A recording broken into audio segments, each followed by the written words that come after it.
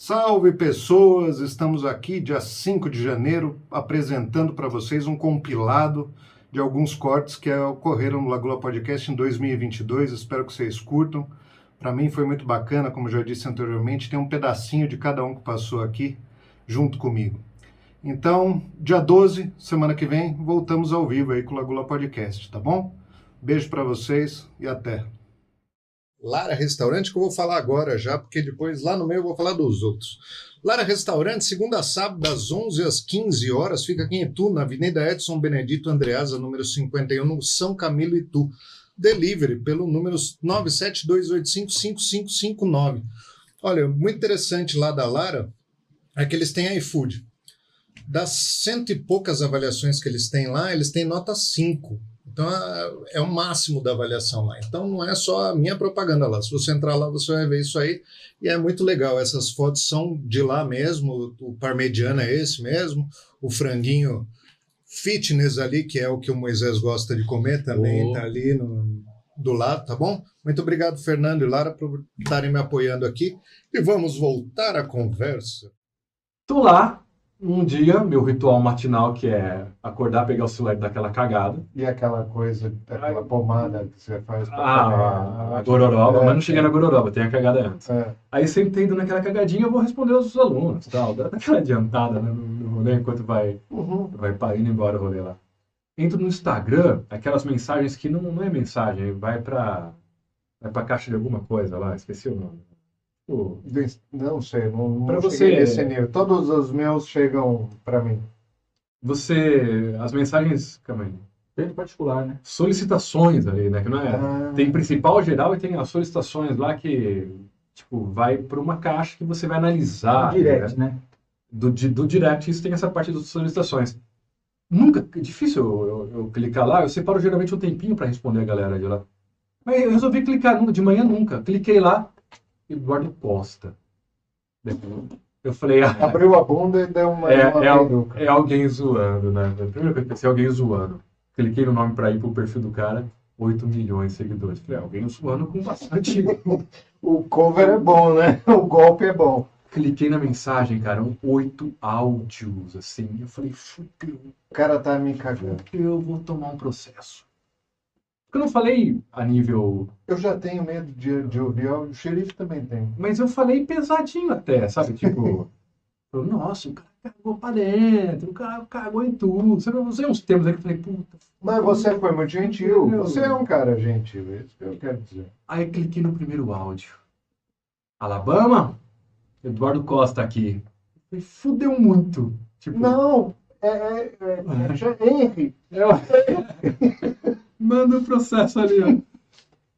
Cara, não, deu uma gelada. Aí o segundo áudio dele já era. Então, cara, eu aprendi música sozinho, não sei, começou a contar a história. Assim, falei, tá pegando leve, né? Ainda não começou com gritaria aqui, então tá bom, né? Aí lá pelo terceiro áudio dele, e, cara, eu tava completamente bêbado, eu já comecei a relaxar. Falei, porra, mano, que bom, né? Tipo, não... Aí Eu também beleza. tô sossegado, também tô, agora eu tô... Aí o resumo dele era, tipo, nunca fui guitarrista, mas gosto de guitarra, mas estava completamente bêbado, quis fazer o bagulho e errei mesmo. Resumo da história. Os 8 áudios. Daí O eu, podcast. aí eu mandei pra ele falando, cara, estou impressionado com a sua humildade de vir mandar. Se por algum acaso tenho usado alguma palavra que eu tenho ofendido aí, peço desculpas aqui e tal, mas tem um canal de reaction sobre música, sobre guitarra especificamente, e realmente o que você fez lá não foi digno de falar algumas coisas Não mesmo. ficou muito bom, entendeu? Falei, então realmente não cagou, né? Sabe aquela coisa de realmente foi feio ali, né? Ele falou, não, foi mesmo, não sei o que lá. E continuou conversando. Eu falei, falei, pô, que legal, achei muito humilde sua parte. Eu vou deixar o meu WhatsApp aqui, pensando comigo, pô, Eduardo Costa. Qualquer coisa aí a gente continua conversando por lá. Pô, cara, eu vi no WhatsApp lá um áudio dele. Eduardo Costa aqui. Eu falei, não é possível que tá acontecendo isso, Aí cara. o que você falou pra Narita? Não, terminei a bosta, fui limpando. Falei, você não acredita! Chupa! Né? Esse que você queria ouvir, né? Era isso. Muitos, né? Eu tenho 42 anos na área, fui agora em julho. 42 na área. Na área. E de Tonilo? Tonilo tem 33. Você viu praticamente todo mundo que entrou de garçom, você viu, Ah, sim, com certeza. né? Eu conheço todas as galera. O Adriano, você conhece? O Adriano tá com 22, eu acho, lá. Adriano é Marinho de novo. É. Ainda é filhotão ainda, né? É. Mas é meu chefe, eu vou respeitar ele. Puxa vida, hein? Cuidado com o que você vai falar. Claro, por favor. Ele é filhotão, assim, pela idade, mas de cargo, de tudo, ele é meu chefe, né? A gente tem que agradecer. Adriano, Adriano, Lucas, obrigado. obrigado por ter liberado a fera aqui para mim. Era para você estar trabalhando, né? Era mais. Eu ia trabalhar em outra coisa. Você me liberar para fazer o quê, né? Mas tudo bem, obrigado. Ô, Biro, e como é que surgiu a ideia de fazer um canal no YouTube? Depois que eu fui em Faustão... Você foi no Faustão? Já fui, se vira nos 30, né? Você foi se virar nos 30? Foi. Foi servir grão de arroz? Não, eu fui fazer outra atividade. Mas daí eu tava muito nervoso e não deu certo.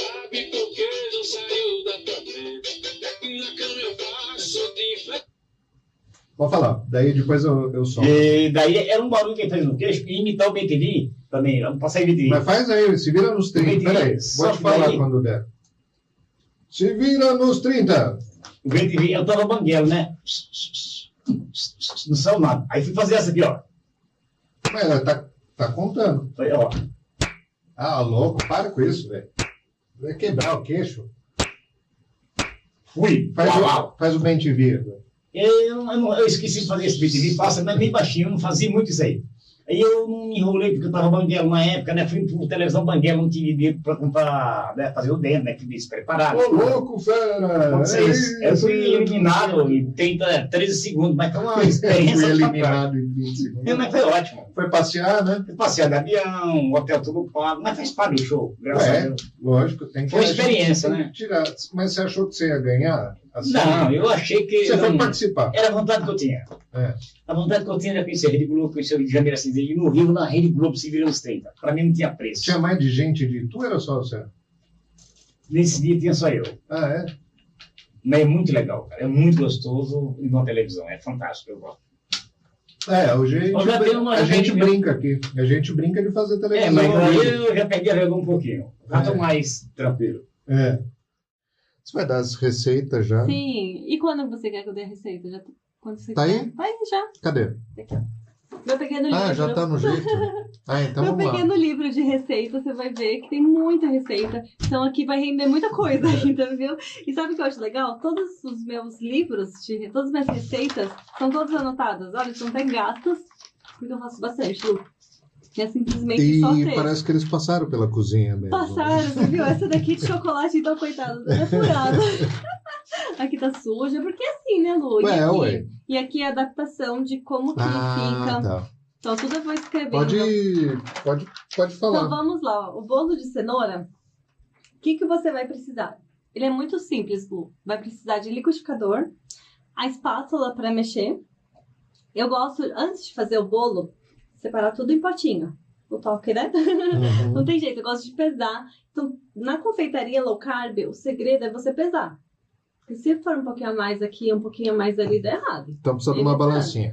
Precisa de uma balancinha, é barato, Lu. É barato. Barato, custa acho que R$20. Você comprou uma balancinha Hoje em nessas dia é lojinhas? barato. Antigamente era mais caro, né? E as formas, o que eu gosto de trabalhar? Com fundo removível.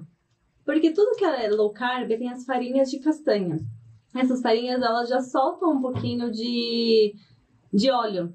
Então, quando é com fundo removível, sai super fácil. Não tem jeito de não dar certo. Tá.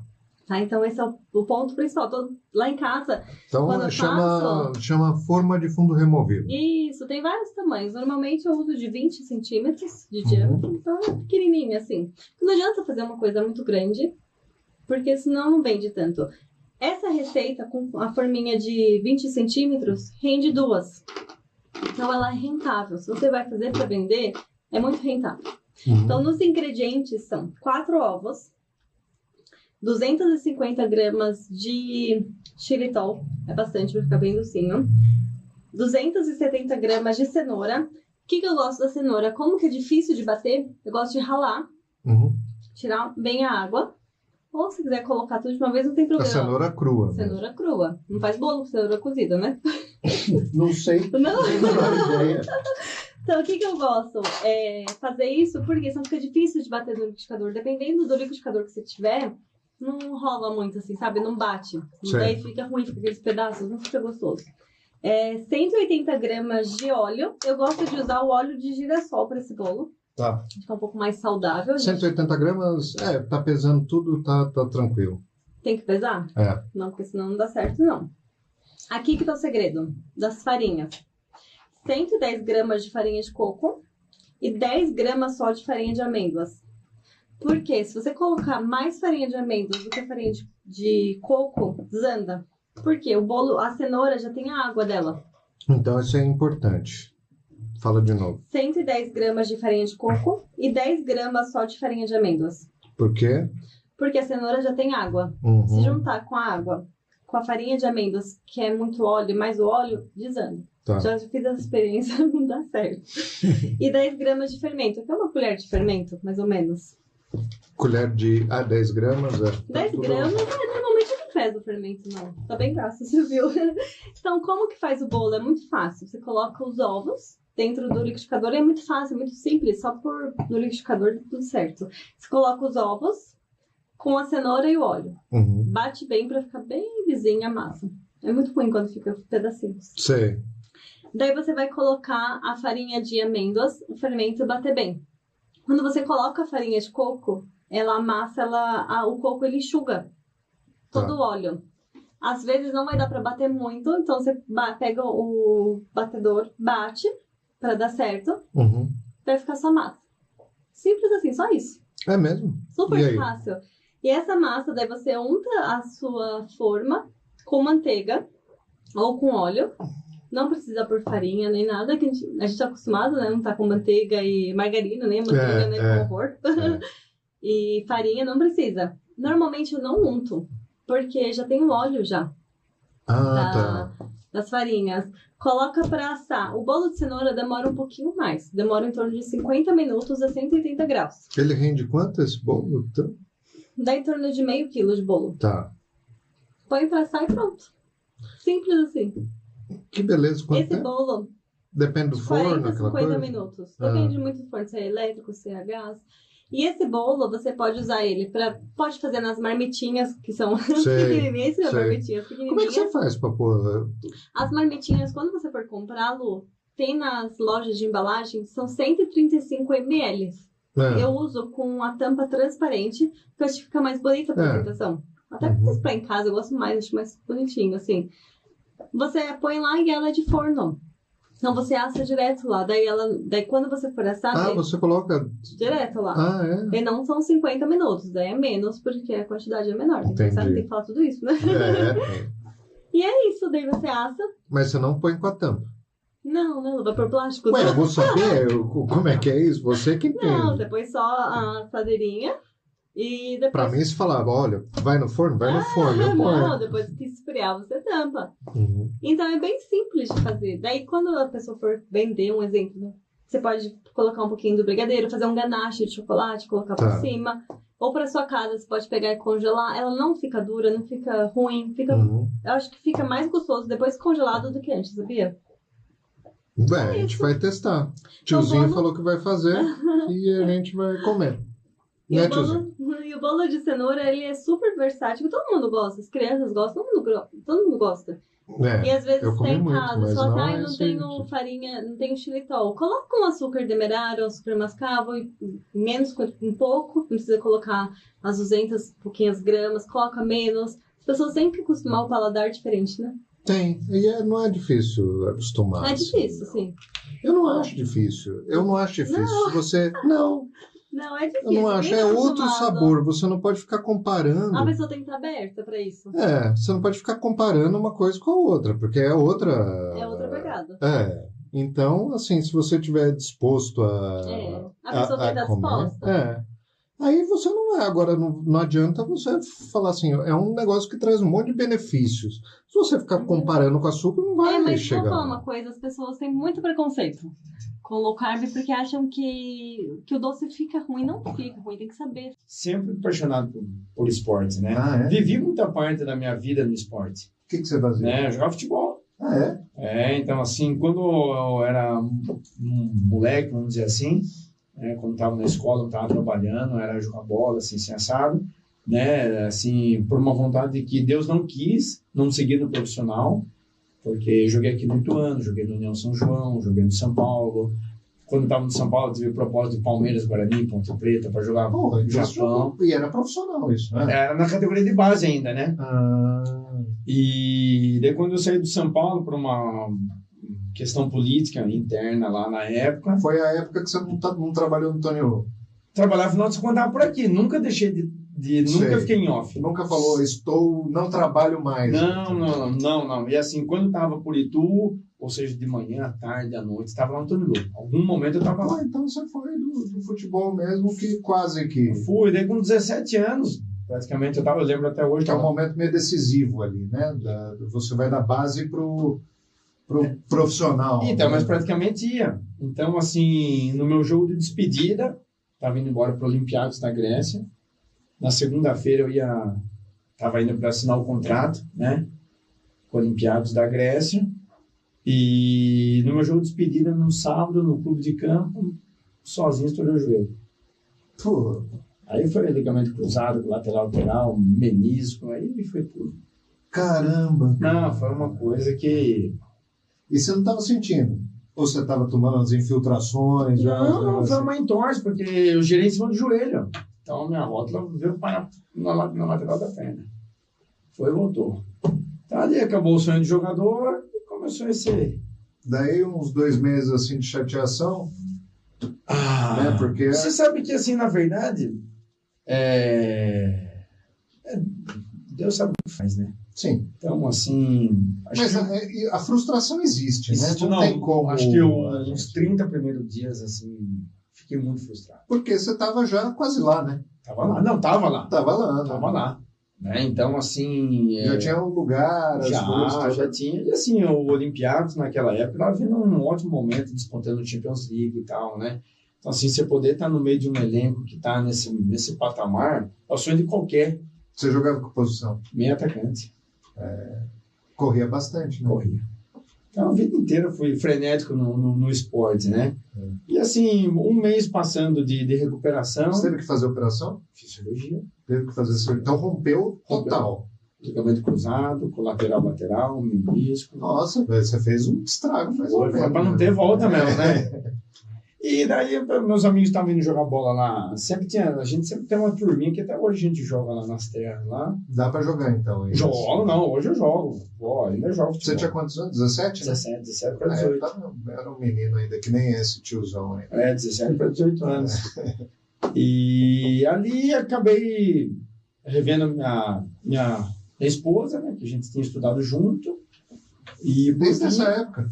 Então, por fim, ali a gente começou a conversar e graças a Deus estamos há foi- 18 anos juntos. É o tipo de coisa que você entende por que aconteceu. Puta, que desgraça, não sei o que. Daí você Exato. entende que aquilo precisava ter acontecido para que outras coisas acontecessem. na sua E vida. hoje eu falo, né, que assim, né, querendo ou não, passei todo esse tempo do lado da minha família, do meu pai, da minha mãe, que ambos já faleceram, né?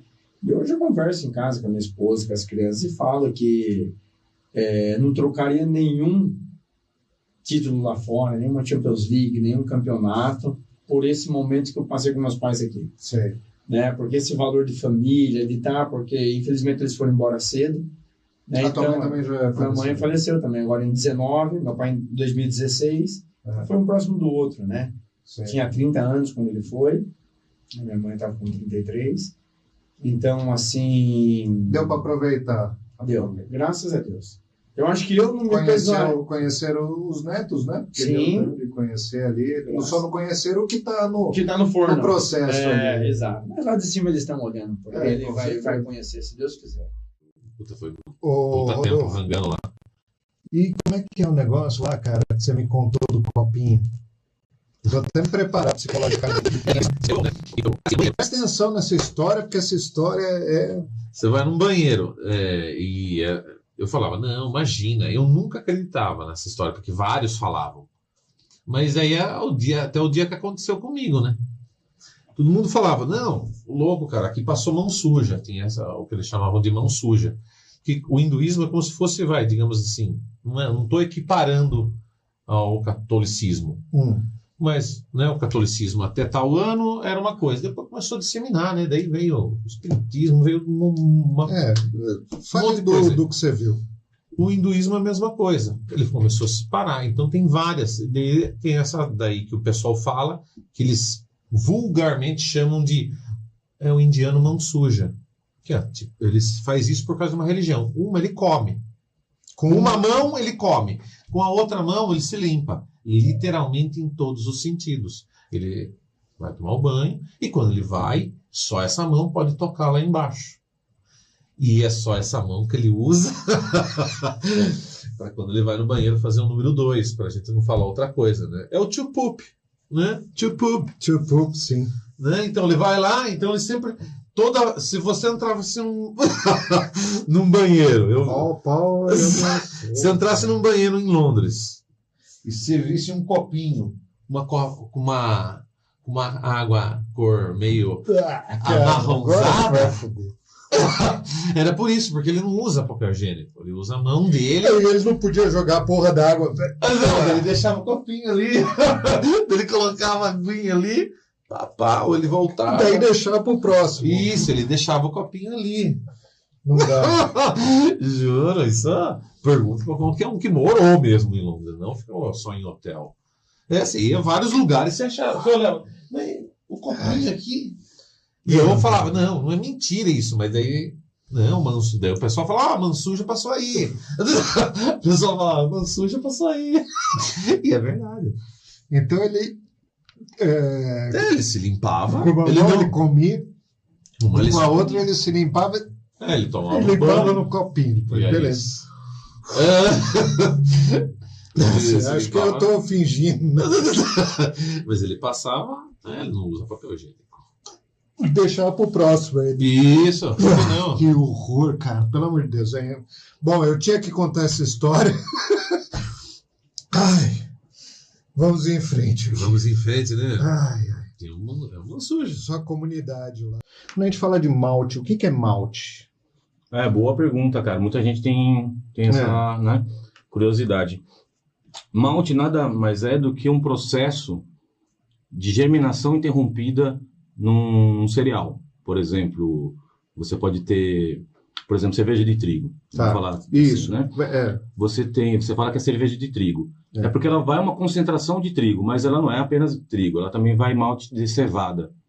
Então, a cevada, ou trigo, no caso... A cevada também é que nem um negócio, um trigo, assim? Eu nunca vi uma cevada. É uma gramínea. Isso, é uma grama, assim? É uma graminha, tipo um cereal, né? Tipo a família arroz, trigo, enfim. A cevada parece muito com o trigo, na verdade. Olhando assim, só que o grão é mais macio. Né? O processo de maltagem, você coloca todo esse malte num tanque, enfim, e você adiciona água. E ali demora Só o malte? Só a cevada. Só a cevada? Só a cevada e água. Aí nisso, os grãos vão absorver essa água e vai iniciar um processo de germinação. Né? Existe tudo uma técnica para se fazer isso. Você mexer aquela cevada toda ali e tal. E aí quando você começa a ter umas ramificações ali, umas raizinhas ali que vão surgindo, você interrompe esse processo com secagem. Então aquilo vai aquecer. É nesse aquecimento que você vai ter diferentes tipos de malte aí. Aí já esse grão já não é mais a cevada como a gente conhece o grão natura. Já é malte, que é esse processo. Só que essa temperatura na secagem, você pode chegar a uma torra, né? Aí você vai ter diferentes graduações de cor e sabor também. Quando a gente fala de uma cerveja preta, é porque foi mais torrado? Um malte torrado. Aquele malte, existem vários tipos de cevada, claro, pra gente falar mas genericamente, exatamente isso. Quando você tem uma torra mais intensa. Entendi. Aí você tem aquelas características. O que difere, assim, isso? Cerveja é constituída basicamente do quê? Cara, basicamente são o quê? Quatro elementos ali. Água, malte de cevada, ou trigo, enfim, Aham. levedura e lúpulo. Basicamente, cerveja é isso. Até tem aquela questão... Uma cerveja Pilsen, ela é isso, assim, sem os processos, sem a gente entrar assim, porque eu quero claro. diferenciar a cerveja Brahma, Skol, não sei o quê, da cerveja puro malte, vamos dizer assim. Certo, tá certo, tem essa diferenciação aí. A puro malte, né, é que vai só malte, e essa que a gente chama Brahma, que o pessoal chama de Vai Pilsen, só malte, cevada, lúpulo, não. nessas puro malte? É. Exatamente, É. exatamente. Nessas outras linhas massificadas de produção de cerveja, ela já tem adição de arroz e milho. Por que fazem isso? Uma que caracterizou um estilo, né? Vamos assim dizer. As pessoas falam, tal, isso daí não é puro malte, tal, mas é um estilo de cerveja. Tá. Uma American Light. Tem os apreciadores e Exato, cada um exato. tem o seu... Exato. Cada um seu tem seu você gosto. gosta, não é? Ontem você... Cara, gosto, às vezes dá uma vontade de tomar uma cerveja, uma Brahma, né? A gente toma também, né? Mas também tem o custo também. Você barateia na produção, né? Colocando arroz e milho, né? É só assim, as cervejas americanas também colocam arroz, milho, essas coisas? Todas essas pilsens massificadas aí, elas vão... Não é um negócio exclusivo do Brasil fazer cerveja dessa maneira? Não. Da Ambev. Isso aí é no mundo todo, cara. Entendi. No mundo todo. Todo esse tipo de cerveja pilsen, ela vai adição de arroz e milho. Tive o prazer de pegar um pouquinho do Rock in Rio, que foi em 85. Que acho que foi o primeiro? O primeiro, foi no primeiro. Que era rock. E foi no segundo, que era rock. Foi no primeiro e no segundo. Não é aquele que jogaram pedra lá nos caras lá, que não era do rock? Isso teve tanto no primeiro como no segundo. Acho que até que de abelha tomou pedra. Tomou Jorge Malte, né? O próprio Lobão, no segundo, foi esterilizado, jogaram um copo d'água no cara. Mas eu também... É uma cagada imensa desses caras mesmo. Esses caras não sei o que eles pensam, os organizadores. Como eles colocam... devido às bandas com determinadas bandas, meu. Já que tem 6 palcos, sei lá quantos palcos que tem, coloca tudo. Não, e na época do Rock in Rio, do primeiro, era um palco só. Era aquilo lá só. Era só aquilo. Eles montaram uma cidade do rock lá em Jacarepaguá. Pô, mas... porque... era um... Não era no estádio? Não. Não? O estádio foi o segundo, no Maracanã. Isso, o Rock in Rio 2 foi no Maracanã. O primeiro era uma cidade do rock. Eles fizeram simplesmente, digamos assim. Só que era um terreno enorme. Um terreno, só isso. Depois dos lados eles colocaram lojas, não sei o quê. Eu achei que era em estádio, de sempre. Uma coisa só e um palco só. Então a galera foi chegando. Pra trocar de palco, né, cara? Os palcos lá eram, tipo, rotatórios. Tipo, saiu uma banda. Não tá aqui, cara. Só... Aqui, ó. Luciano, saiu uma banda, o palco girava. Era rotatório. Pra dar tempo. Já ia entrando a segunda banda, já com seus instrumentos. Entendeu? Muito louco. Pra época, mas que já veio tudo de fora, né? Equipamento de fora, os próprios... Porque o PA, os próprios técnicos, vamos dizer o mesmo. PA para quem? Brasileiros aqui, eles nunca tinham visto nada igual, entendeu? Pega o tiozinho, obrigado, meu querido. Eles nunca tinham visto nada igual. Daqui a pouco você ganha mais uma torrada. Aquelas mesas com 900 canais, eles não estavam habituados a isso. Né? A noite que eu fui na penúltima noite do Rock in Rio, do primeiro. Foram 10 dias. Daí estava escalado Pepeu Gomes, Erasmo Carlos, as 2 atrações nacionais.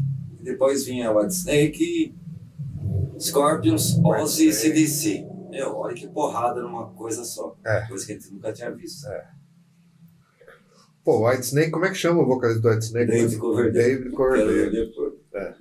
Se você gosta de historinha um pouco, pode contar? O David saiu daqui foi eu uma amiga, a Jussara. E a minha esposa atual, que nem era minha esposa atual, que me bolou a grana pra ir. Inclusive com a minha amiga. Olha você já tava... Que amor de amor, né? Ela gostava de você. Ela gostava de mim. eu fui com a minha amiga e fomos de amigos, né? E chegamos em Sampa, pegamos um busão aqui, chegamos em Sampa, cara, era um malucada, tudo de preto, já era primeiro heavy metal mesmo, né? Aí nós atrás de Cometa lotado, não tinha lugar nenhum pro Rio de Janeiro, velho, tava tudo lotado já era um novo... Daqui, desculpa, eu acho que eu não peguei o começo. É daqui de Itu? Não, a gente saiu daqui de Itu, Para ir para onde? Pela Vale do Tietê, para ir para São Paulo. São Paulo para pegar o... Para pegar pro Rio, né? Entendi. Aí lá, todas as... Tudo ocupado. Comenta, tudo lotado, né? E aquele monte de cabeludo, de cabeça preta, que era a época do... Eu falei, porra, a gente veio até aqui, meu, e agora? Daqui a pouco apareceu uns carinha lá também, tipo, aqueles mesmo, tipo, meio malaquinhos, sabe? Quem quer ir pro Rio? Desce aí. Falei, porra, não, como assim, né? Não, desce aí, tem uns busão aí embaixo. Falei, vamos nessa. De clandestino. Clandestino, começou a descer a galera, velho, descendo lá. Meus caras falavam assim, 30 conto, e entrando. Lotava um, tinha 2, tinha uns 5, 6 busão. Nem, cara, obrigado. Tudo busão velho, cara. É que eu fui até o final do busão, era aqueles que tinham daquele, acho que era o motor atrás, que tinha um, assim, eu deitei em cima daquele negócio, vamos embora, né? Acho que levou umas... E é lotado? Lotado, meu, lotou uns 5, 6, estava cheio de gente e não tinha busão mais do Cometa para o Rio, não tinha. Os caras fizeram os caras acharam o bico de ganhar e nós ia arriscar a vida com os busão. Puta, pela Dutra, velho. Deixou, nós levamos umas 6h30, quase 7 horas para chegar no Rio, porque o busão não andava ainda, né? Não era Cometão de luz. Não. Eu sei lá, chegamos na Porra do Rio de Janeiro, na rodoviária. Aí já tinha lá, busão, Rock in Rio, né? Falei, opa, vamos lá. Já entramos assim, meu. Tipo, na época tinha cobrador, na cobradora falava, e aí, maluco, a porra Rock in Rio, pula catraca aí, me dá 10 conto. Porra, cara. De ninguém. Falei, chegamos no Rio, não era de ninguém. Falei, pulamos, né? 10 conto é, maluco, compra alemão. Eu tinha cabelão assim, eu falei, 10 conto. E eu tava com uma mochila assim, né, parecendo tampa de uma garrafa, que eu tava com uma garrafa de vodka. Foi tomando já. Falei, essa vodka aí não vai me dar um... Pô, vai me dar um gole, mano. Mais barato pagar para ir. Brincadeira, velho. Toma aí, maluco. Você pode fumar também, que você tá no Rio, cara. Aqui é Rio de Janeiro, maluco. Pode fumar, pode ficar à vontade aí. Década de 80 era... Falei, nossa, cara, 85. Puta que pariu. Chegamos na porra do Rio de Janeiro. Chegamos lá na frente do... Cidade do Rock, cara, uma imensidão de gente. Era cedo, hein? Era tipo 7, 8 horas da manhã, já tava lotado, velho. Pô, vocês saíram de madrugada. Saindo de madrugada, mas muita gente já tinha saído no dia anterior e muita gente já tava lá, né? Era o 9º dia de festival.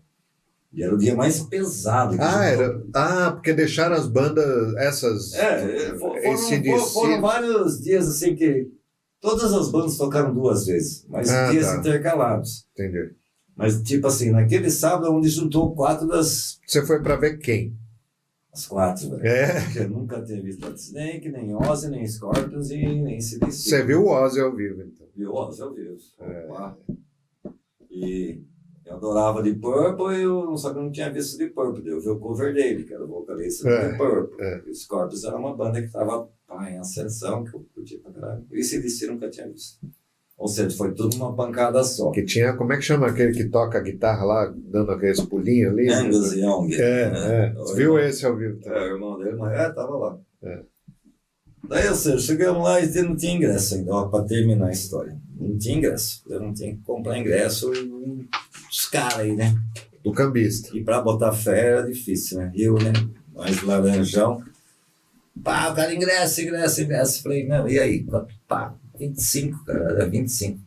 E era o mesmo preço, supostamente estava sendo vendido, porque eu já fiquei com 2 pés na orelha. Falei, porra, o cara não tá ganhando nada, vai me vender. Falei, caramba, como que eu vou saber? Tá me tirando, irmão, você não bota fé? Pergunta pros caras. Não, falei, pergunta pros caras, isso não é igual aí. Tem uns caras passando, eu falei, porra, é igual, ingresso, cara. Eu perguntei mesmo, cara. E era sabe, um tirinho assim de... Sabe ticket de metrô antigo? Uma tirinha de papelão, lembro. assim? não era nada de cartão ainda. Né? Não, aquela coisinha. Não tinha essas coisas. Uma tardinha. Uma tardinha. Tava, é isso aí mesmo. Falei, então paguei.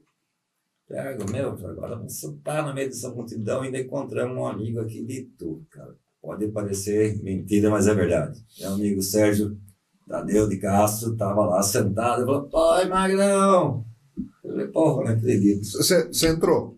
Entramos, lógico. Funcionou. Funcionou direitinho. Entramos, assim que abriu os portões, era para as 3 da tarde. Daí o cara já estava lá dentro, tá? Daí tocou o Pepeu, nem começou, o Pepeu chegou arrepiando. Porque o Pepeu é bom guitarrista, né? Cara, ele não é bobo nem nada, ele chegou fazendo um puta som, um puta rock. A galera, só que daqui a pouco ele voltou e chamou a Baby entrou também, né? Daí eles começaram aquele lance, sou um homem masculino. Não, aí começou a tocar. A galera já deu uma pegada, não é bobo nem nada, ele fez a mão solinho e vazou. Daí era pra entrar Erasmo, cara. Você acha que alguém ia ouvir Erasmo, Carlos, esperando o Hot Snake? Sei lá, meu. Eu tô falando, já veio, motivos, não sei do que, força maior. Força maior. O show do Erasmo Carlos foi cancelado. Ele pulou pela janela lá que a galera vibrou, né? Quem queria ouvir Erasmo Carlos, o tremendão lá. Daí passou. Eu nem sei o que é Erasmo Carlos. Passou um tempinho, daí entrou a Snake. Aí a partir daí foi pauleiro, né? As pessoas têm mania de comprar o fantástico, né? E medicina de floresta não é isso. É simples, é uma coisa simples, rápida, funcional, resolve, né? Falo até por mim, né? Eu faço isso hoje porque as medicinas me salvaram minha vida. Como é que isso aí foi o começo de tudo? Foi o começo de tudo, irmão. O que aconteceu? Eu fumava 2 maços de cigarro por dia. Como arquiteto já? Como arquiteto. Tive alguns acontecimentos na minha vida aí que geraram uma depressão que eu não tinha para quem pedir ajuda ou como, não sabia como pedir ajuda, e que me foi apresentado a droga. Eu entrei nesse mundo, né, que só piorou minha vida em todos os sentidos. Sem dúvida. Né? E até que um belo dia eu recebi esse caminho, né? E fui atrás de me curar com medicina de floresta e me curei mesmo. Quem te apresentou isso? Né? Na verdade, irmão, foi uma apresentação divina mesmo. Né? Eu entrei num processo de tentar suicídio com droga, né? E eu tive uma visão divina e ele falou que eu tinha a opção de me curar e curar os outros. E eu fui numa oficina no dia seguinte levar meu carro a arrumar, né? Chegando na oficina, chegou uma mulher no meu carro e falou assim, você tá precisando de ajuda, né? Eu falei, tô. Aí, no dia seguinte desse acontecimento, ela falou, então eu posso te levar num lugar? E eu fui num lugar, conheci um grupo de ciganos, né? Através desse lugar eu conheci alguns índios, até um dia que a gente começou a ver alguns interesses diferentes de curar e de... né? E a gente veio embora para Itu e eu falei para minha companheira aqui, para Cris, né? Que se Deus quisesse que a gente continuasse nesse caminho, a gente ia continuar. E veio uma pessoa no posto de gasolina e me deu 1 litro de ayahuasca, uma pessoa que eu nunca tinha visto, que eu nunca tinha falado, né? A gente recebeu com gratidão e a gente montou o primeiro trabalho do Beija-Flor. Cara, que loucura isso. Foi divino, né? Foi coisa de Deus, não tem outra. Eu não achei uma lógica até hoje eu penso isso. Cara, uma história muito bonita, cara. Né? Você não se emociona de pensar muito, nisso, muito, né? muito. Eu era pra eu estar morto, né? E hoje a gente está ajudando as pessoas a salvarem a própria vida, né? Parabéns, velho. Parabéns mesmo, do fundo do meu coração. E esse é o nosso intuito, né? Eu apostei minha vida nisso porque é o que salvou minha vida. Então a gratidão em igual teor, vamos dizer, né? Então eu tô... Não chora, porque senão eu vou chorar também, cara. Aí vai acabar aqui. Eu sou um cara muito emotivo também. Eu tô pagando aquilo que Deus me deu, né? Dando para os meus irmãos, assim, né? Muito sacrifício, eu falo, é uma luta, né? A gente já não tem 20 anos, cuidar de tudo isso sem... né? E eu fiz essa escolha, né? Investi todo o meu patrimônio aí, tudo que eu tinha conseguido na vida, porque eu falei, se é o que salvou, é o que fez eu estar vivo, merece dedicar tudo que eu consegui na minha vida, né? Parabéns, viu, irmão? Parabéns mesmo. Uma época você falou assim, bom, eu 2010, você foi até 2000 e com uma loja. Uma loja? Foi 2013. 3 anos. Daí você falou, eu acho que dá para franquear, né? Qual que foi a primeira franquia? Aliás, até o nome Let's Eat, ele foi pensado para franquear. Ah, foi? Foi. Um amigo meu... Então você criou já... pensando em franquear. Tem até uma frase que eu quero até colocar no escritório lá, que é lá dos donos lá o Jorge Paulo Alemão, Alberto Sicupira, os donos da Ambev, interviu. Só esse pessoal. Pobrinha, né? O cara falou, você gasta o mesmo nível de energia para pensar pequeno e grande. Então, cara, pensar grande. Cara, isso aí é verdade. Um dos livros que eu li que marcou. Daí eu falei, se eu colocasse a hamburgueria do Marcos, não é franqueado. Daí eu falei, eu quero o nome, e foi até o parceiro amigo meu, da G2R, que criou. Então foi um desafio pro cara. Eu falei, cara, eu quero um nome franqueável, que leve a gastronomia norte-americana, que seja franqueável, que o cara ache que é uma rede norte-americana. Se me lembra, quando abriu o Lezitu, eu cheguei até, alguns vieram falar, nossa, é igualzinho o Let's Eat lá de Miami. Eu falo, já tinha o Let's Eat? Não, a gente pesquisou lá, não tinha ninguém. Não tinha registrado. Ele pesquisou, não tinha. Eu falei, então tá bom, é igual a matriz dos Estados Unidos. Eu falei, tá bom, né? Mas e chegou até você vê o nível de imaginação que chegou aqui. As pessoas chegaram a falar, que o Let's Eat era, por causa da temática, era uma divisão do Outback para cidades pequenas. Putz, cara, mas o povo vai... legal, gostei, legal, senão que o negócio tá... a ideia foi boa, né? Outro dia eu vi, mas a ideia de franchising do Outback é diferente, né? Eu não sei se você sabe que você tem que ter o lugar, daí você ganha sei lá, 10 mil por mês, né? Tem um salário. Eu sou operador, o cara tem que ter um capital para lá, para ter experiência capital. O Outback aporta grana, ele aporta também. Aporta, dentro da pouca, 60 mil só para entrar no negócio. Daí ele tem o salário de 10 mil e mais o lucro. Se Tantos por cento, né? Isso. É legal a ideia, bem legal. É interessante mesmo, mas o interessante é o Outback chegar e falar assim, não, eu te dou... Né? Mas isso é um... E quem paga os funcionários? Então, daí é o CNPJ criado e cada unidade tem que lucrar, né? O cara tem que vender, cada unidade, pelo que eu entendi do negócio, é independente. Né? Porque eu fiquei pensando, tá bom, o cara ganha tanto, 10 mil, vamos dizer, mais tantos por cento do lucro.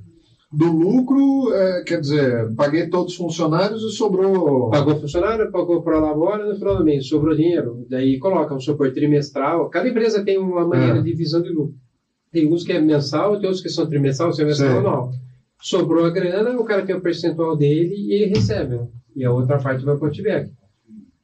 Não é a mesma coisa. A não ser que eu tenha arquitetura, né, com especialização em design de interiores. Mas aí você trabalha assim em conjunto com o arquiteto? Vamos fazer um negócio aqui... Se for construção, sim. Reforma muito grande, sim. Trabalha muito em parte comercial, né? Também. Assim, você diria que é principalmente em parte comercial ou não? Assim, mais 70% parte comercial e... Você diz hoje, o meu trabalho hoje? Não, do decorador. Ah, não, geral. Residencial também, sim. Para tudo.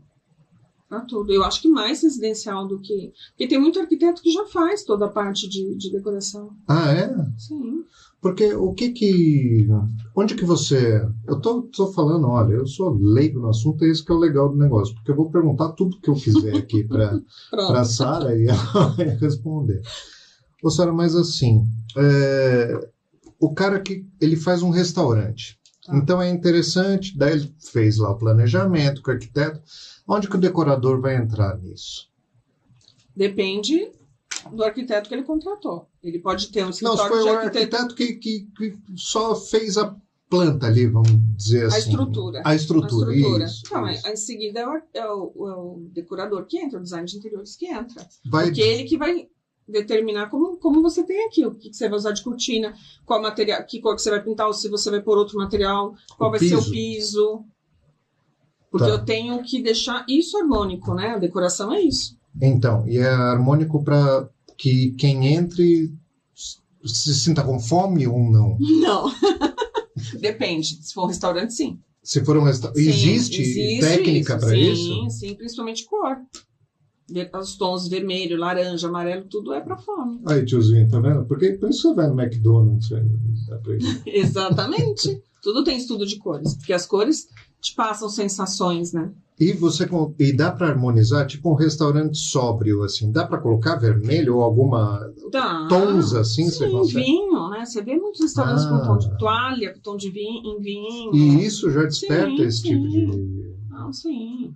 Você tem tijolo já é, né, mais para esse tom. Mais vermelho, assim. Então, mesmo sutilmente, assim, e muito sutilmente, né? Você já consegue despertar. Sim. Isso se chama neuromarketing. Né? Então, é um estudo em relação às sensações do ser humano dentro daquele espaço. Um exemplo muito claro disso é o Big Brother Brasil. Big Brother, no geral. Por que são aqueles quartos hipercoloridos, aquela coisa rebuscada, aquela confusão? É para deixar todo mundo agitado, é para não dormir. É para você ter intriga, para você, entendeu? Você não consegue ficar calmo. Por que um quarto de bebê tão sereno, naqueles tons pastéis azulzinho, bem clarinhos? Então. Ou não? Verdinho? Sim, verdinho, azulzinho, rosinha, né? Esses tons bem... Você não vai fazer o quarto da criança num vermelho. E você tem isso no seu dia a dia, assim? Tipo, eu tô vendo que você está vestida com uma blusa vermelha. Tem. Você quer me estimular a falar? A comer? É que é de acordo com o podcast. Não, mas para me deixar, assim... Você acha que numa conversa de emprego, você acha que isso influenciaria? Sim. É? Eu tenho uma colega que trabalha só com isso, a Nicole, ela poderia te explicar isso tintim por tintim. Que legal, não? Tem tudo a ver, sim. Então, vou falar aqui dos ilustres patrocinadores que tornam esse trabalho possível, mais prazeroso ainda. Primeiro, falar da Eagle. Meu amigo Fernando Eagle, da Eagle Corretora de Seguros. É o seguinte, a imagem aqui ilustra uma cena trágica, mas pode acontecer com qualquer um. A gente paga para não usar. Mas é o seguinte, tem um carro, faça um seguro do seu bem ali, porque é melhor garantir ele do que você lidar com o azar, dar sorte ao azar, né?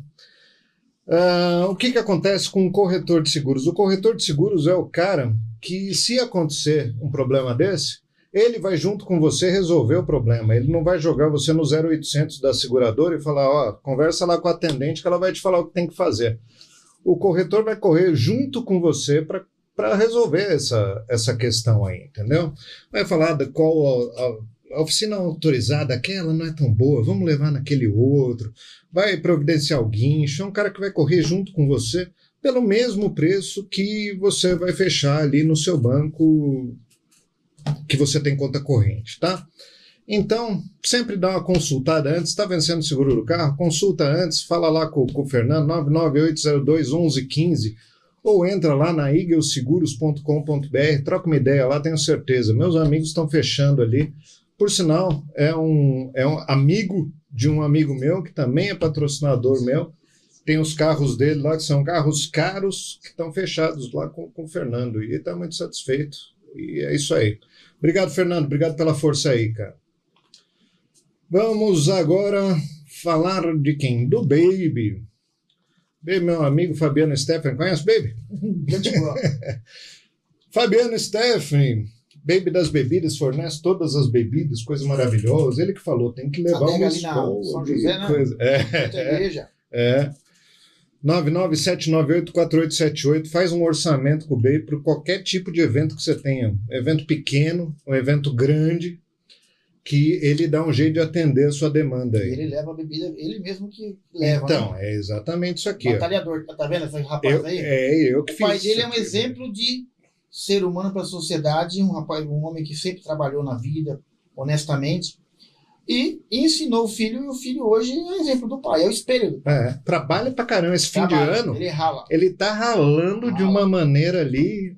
Ele tá saindo com umas 3 caminhonetonas assim, ó. É isso aí mesmo. Para confraternização, para casamento, para buffet. Ele tá ralando mesmo. Que nem a gente pôs até gente para ajudar esse final de ano aí, porque Heineken original aqui em Itu, eu tenho certeza que ele bate. O pessoal de outras adegas vai lá comprar com ele. Então, vai lá fazer um orçamento com ele. Ele tem essa picapona aqui, que é o que ele mais está usando nesses últimos tempos. Tem uma. Como é que chama aquilo lá? Montana, né? Uma Montana, e até de moto ele leva engradado lá. Muito obrigado, Bibo. Desde o começo aí, me apoiando também. Vamos falar também do Ceará Cortes Especiais. Conhece o Ceará? Não, onde que é o... Ceará, agora ele está na rua Professora Ruth Amorim Alves, 270, no Jardim das Rosas. Sim. Lá era açougue do Eduardo. Agora é Ceará Cortes Especiais. Um cara também sensacional aí, me apoia também. Teve programa aqui. Faz uns cortes ali que são incríveis mesmo. Entra lá no Instagram, Ceará Cortes. Tem uma coisa, eu levei até outro dia pro Fabiano lá, um corte que ele faz. Esse é o Ceará. Chama Show de Churrasco. Não deve para picanha Uruguai e Argentina nenhuma e custa R$ 59,90 quilo. Mas não deve mesmo. Não estou falando para você. Eu falo que é fácil falar dos meus patrocinadores aqui, porque os bichos são bravos mesmo, cara. Faz também ali... Ok, esse aqui era um... Como é que chama? Tomahawk. Aqui é meio escuro pra gente, lá fica melhor. É uma carne aí que eu não tinha conhecimento, mas também ele domina essa arte aí. Mas esse show de churrasco, vai lá, pede. Ceará, o Luciano falou, lá no Lagula, tem um corte aqui, show de churrasco, que é melhor que picanha. Vai lá, tô te falando. Pede um desconto aí, né, que vai dar. Vai depois brigar comigo, vai tirar do meu patrocínio, mas vai. Então, a gente vê depois. Degustar Buffet monta também aí, nesse final de ano também, confraternização, estão bombando a Rose, tá fazendo esse tipo, isso aqui são todos os meus patrocinadores, eu pego foto de verdade, eu não fui caçar na internet para fazer esse negócio não, é foto de verdade. Faz também de eventos corporativos, faz festa, você precisa de uma tábua de frios, ela vai lá, monta para você, quer receber os amigos, muito caprichosa. Tem máquina de café, enfim, teu evento fica realmente completo e ela é caprichosa mesmo. Agora ela tá bombando, foi atender na Hickman, tá só na Elite ali, tá voando demais a Rose. Olha uma tábua de frios que ela fez, me deu de presente. Parabéns pra ela, significa que ela é boa no que faz, né? Tá bombando. Queria até mandar um beijo para ela, pro meu amigo Júnior. Me convidaram lá para a confraternização deles, agradeço muito, de verdade, pelo convite. Vamos lá. Obrigado também, Paula. Tô sumido daí, mas já eu volto, minha nutricionista. Tô comendo só queijo integral aqui, de cabra. Daí você foi trabalhando com geladinho, não sei o quê. O que aconteceu depois? Bom, parando na parte geladinha, eu vou parar na casa do meu pai. E dentro do meu pai, na verdade, ele precisava dar um jeito em todas as crianças, de uma certa forma, que chegaram, depois de 1 ou 2 anos. Ele acaba abrindo um depósito de bebida, onde o meu irmão, que é o filho do meu pai mesmo, verdadeiro, eu vou chamar tudo de irmão, vou tentar ficar explicando, mas melhor falar do jeito que eu gosto de falar aqui, eu vou tentar ficar explicando a minha família, vai ficar muito confuso para todo mundo, vai ficar confuso para quem tá lá fora. Ele abre o depósito de bebida pro meu irmão. E a gente, pequeno, tinha que trabalhar no depósito de bebida. Então, o que acabou acontecendo com a gente? De manhã a gente estudava, mesma coisa, vinha almoçar, fazia as lições de casa, à tarde a gente saía para ir trabalhar no depósito de bebida. Ficava no depósito de bebida até as 18, 19 horas, a gente fechava o depósito de bebida, voltava para casa, jantar, dormir. Daí ali eu aprendo nosso amigo do plano Collor, que a gente vai falar, obrigado, eu não gosto de falar, mas eu brinco que eu falo do Fernando Collor, porque assim, Foi o nosso amigo que tomou o dinheiro do país inteiro, por incrível que pareça. Eu não sei qual é a conta que ele fez, o que ele errou, o que ele não errou, se era certo, o que era errado. Mas aí você vai entendendo que, assim, para você começar a dar certo na sua vida, como é que vai fazer para as coisas poderem dar certo? Primeiro, você tem que acreditar muito. E segundo, vai ter algum momento que vai ser sorte. Tem coisa que faz parte de sorte, mas a sorte vem para quem procura ela o tempo todo. Eu falo assim, ó, não fique você achando que a pessoa tem sorte a vida inteira. Porque não é sorte a vida inteira. A sorte vai chegar mais vezes para quem corre mais vezes atrás. Então, quanto mais vezes você trabalhar, e muitas vezes você trabalhar, mais sortes vão aparecer no seu caminho. Porque é assim que as pessoas vão dizer para você, foi sorte. Foi sorte. Foi sorte ou é porque você estava trabalhando demais para que ela passasse por ali aquela oportunidade? Então, nessa bebida eu cuidava, eu que comercializava a bebida, eu que vendia as bebidas e eu que abastecia a adega. Meu irmão tinha o hábito, sempre no final do ano, de viajar, mas não tinha o hábito de abastecer a adega novamente. Porque a adega ficava fechada depois do ano novo, que se vendia muita bebida. Não é a adega de hoje, tá? Porque as adegas de hoje as pessoas confundem. A adega de hoje, a molecada para ali, pega aquela bebida, tem a gradezinha fechada e fica bebendo lá fora. Então vamos atualizar a garotada de hoje. A adega, na época, eram adegas que entregavam bebida tanto para padaria, para supermercado, para residência, para casa. Então a gente entregava bebida, era uma distribuidora de bebida. A adega de hoje tem o nome de adega. Eu não juro que eu não consigo mais entender a adega de hoje com a adega de antigamente, entendeu? Entendi. Então para mim é bem confuso quando eu olho uma adega hoje e falo assim, ali é a cachaçaria, mano, aquilo lá é o boteco. Só que o boteco de hoje tá fechado com grade pra molecada beber do lado de fora, porque eu não sei o que acontece, esse cara não confia. E é meio bar, até porque daí o cara pega a bebida e toma do lado de fora, ali né, mistura mais um pouco ainda. Exatamente, aquilo é um boteco fechado e você bebe do lado da rua pra economizar, assim, eu tenho um boteco pequeno, e daí você fica pra rua, ou aquilo é uma adega, que é uma distribuidora de bebida. Para mim, a adega é distribuidora de bebida. Pelo seu tempo, eu acho que é a mesma coisa. No tempo, todos nós lá atrás. Aí a gente vai entendendo quanto a gente vai ficando velho, né? Porque vai misturando. Parece que as coisas vão voltando. Não, as coisas vão se modificando mesmo. Porque daí o cara entendeu que ele podia vender a bebida ali com um lucro maior, não sei o quê, então tá bom, só que você consome na calçada ali. Na verdade, ele passa a ter um lucro maior porque ele passa a não ter que ter um espaço maior. As pessoas não entendem que espaço custa dinheiro. Eu falo isso para as pessoas o tempo todo. Espaço custa dinheiro. Então, o cara do bar, por que ele não consegue competir com a adega de hoje? Você pega a adega hoje, ele está num espaço do tamanho nosso aqui, com todas as bebidas ali na prateleira, e ele vai conseguir 1000 vezes vender mais barato que o bar. Por quê? Ele não tem mais o espaço, a cadeira, a mesa, ele não te oferece nada. E parece que a molecada gosta muito mais de estar na rua do que estar dentro do bar. É verdade. É verdade. E daí o cara fala assim, não, o bar tá me explorando. Não, o bar não tá te explorando. O bar tá te oferecendo outros tipos de serviço que você não está entendendo. E talvez vocês não queiram mais esse tipo de serviço. Então eu brinco que até os bars de hoje precisam olhar para o que acontece e se atualizar muito rápido, porque ele perde mercado e nem percebe. Que coisa, isso é uma cabeça diferenciada mesmo, cara. Você conseguir... Porque parece que tem umas caixinhas mesmo que você vai colocando. Não, ele vai puxando sozinho.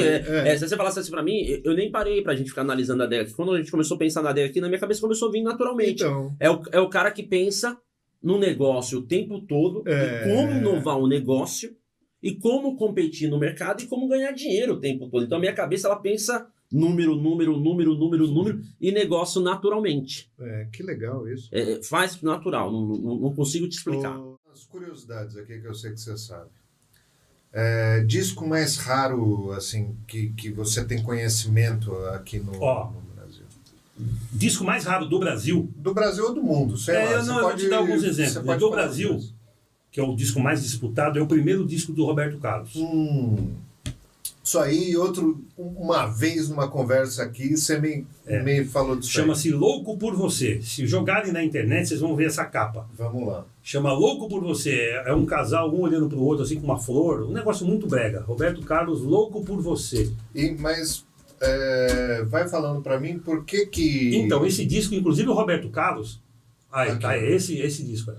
Então tem gente que pensa que é o Proibido Fumar. Mas não, esse disco, né... Aqui dá pra ver, porque lá fica bem. Então. Ele transmite direto para. Então esse disco é um disco raríssimo. Então isso aqui é de um CD. Você vê esse é o Roberto Carlos? Não, nada a ver. Nada a ver. Então isso aqui já é um CD pirata, copiado, tal, R$24. Mas um disco de vinil... um disco de vinil, eu nem sei se alguém coloca aqui, a venda 1961. isso. Então esse é o primeiro disco, R$6.000. Tá aqui. E aqui é o Roberto Carlos? Não é. Não tem mais? O Roberto Carlos, inclusive, quando ele descobre alguém que tem para vender, ele vai para cima e ele arremata o disco. Porque ele fala que ele não considera esse disco. Ele não considera esse disco da discografia dele. Ele não considera. Esse é o disco mais raro do Brasil. Tem um disco, agora eu não vou me lembrar de uma pessoa, eu não sei se. Não é Zé Ramalho, mas tem um disco também raro. São todas essas imagens iguais e não tem o cara. Não. Esse disco. Então quem tem ele hoje, quem tem o original, vinil. Eu peguei na minha mão. Quando eu morava em Recife, eu conheci um cara que tinha ele. Eu peguei na minha mão. E com essa capa original, quanto você acha que vale um... Então, você viu ali um cara oferecendo por 6.000. Não, 6.000, mas não é a capa original. Não, aquela é a capa. Aquela é a capa original. Aquela é a capa. A capa é essa daí.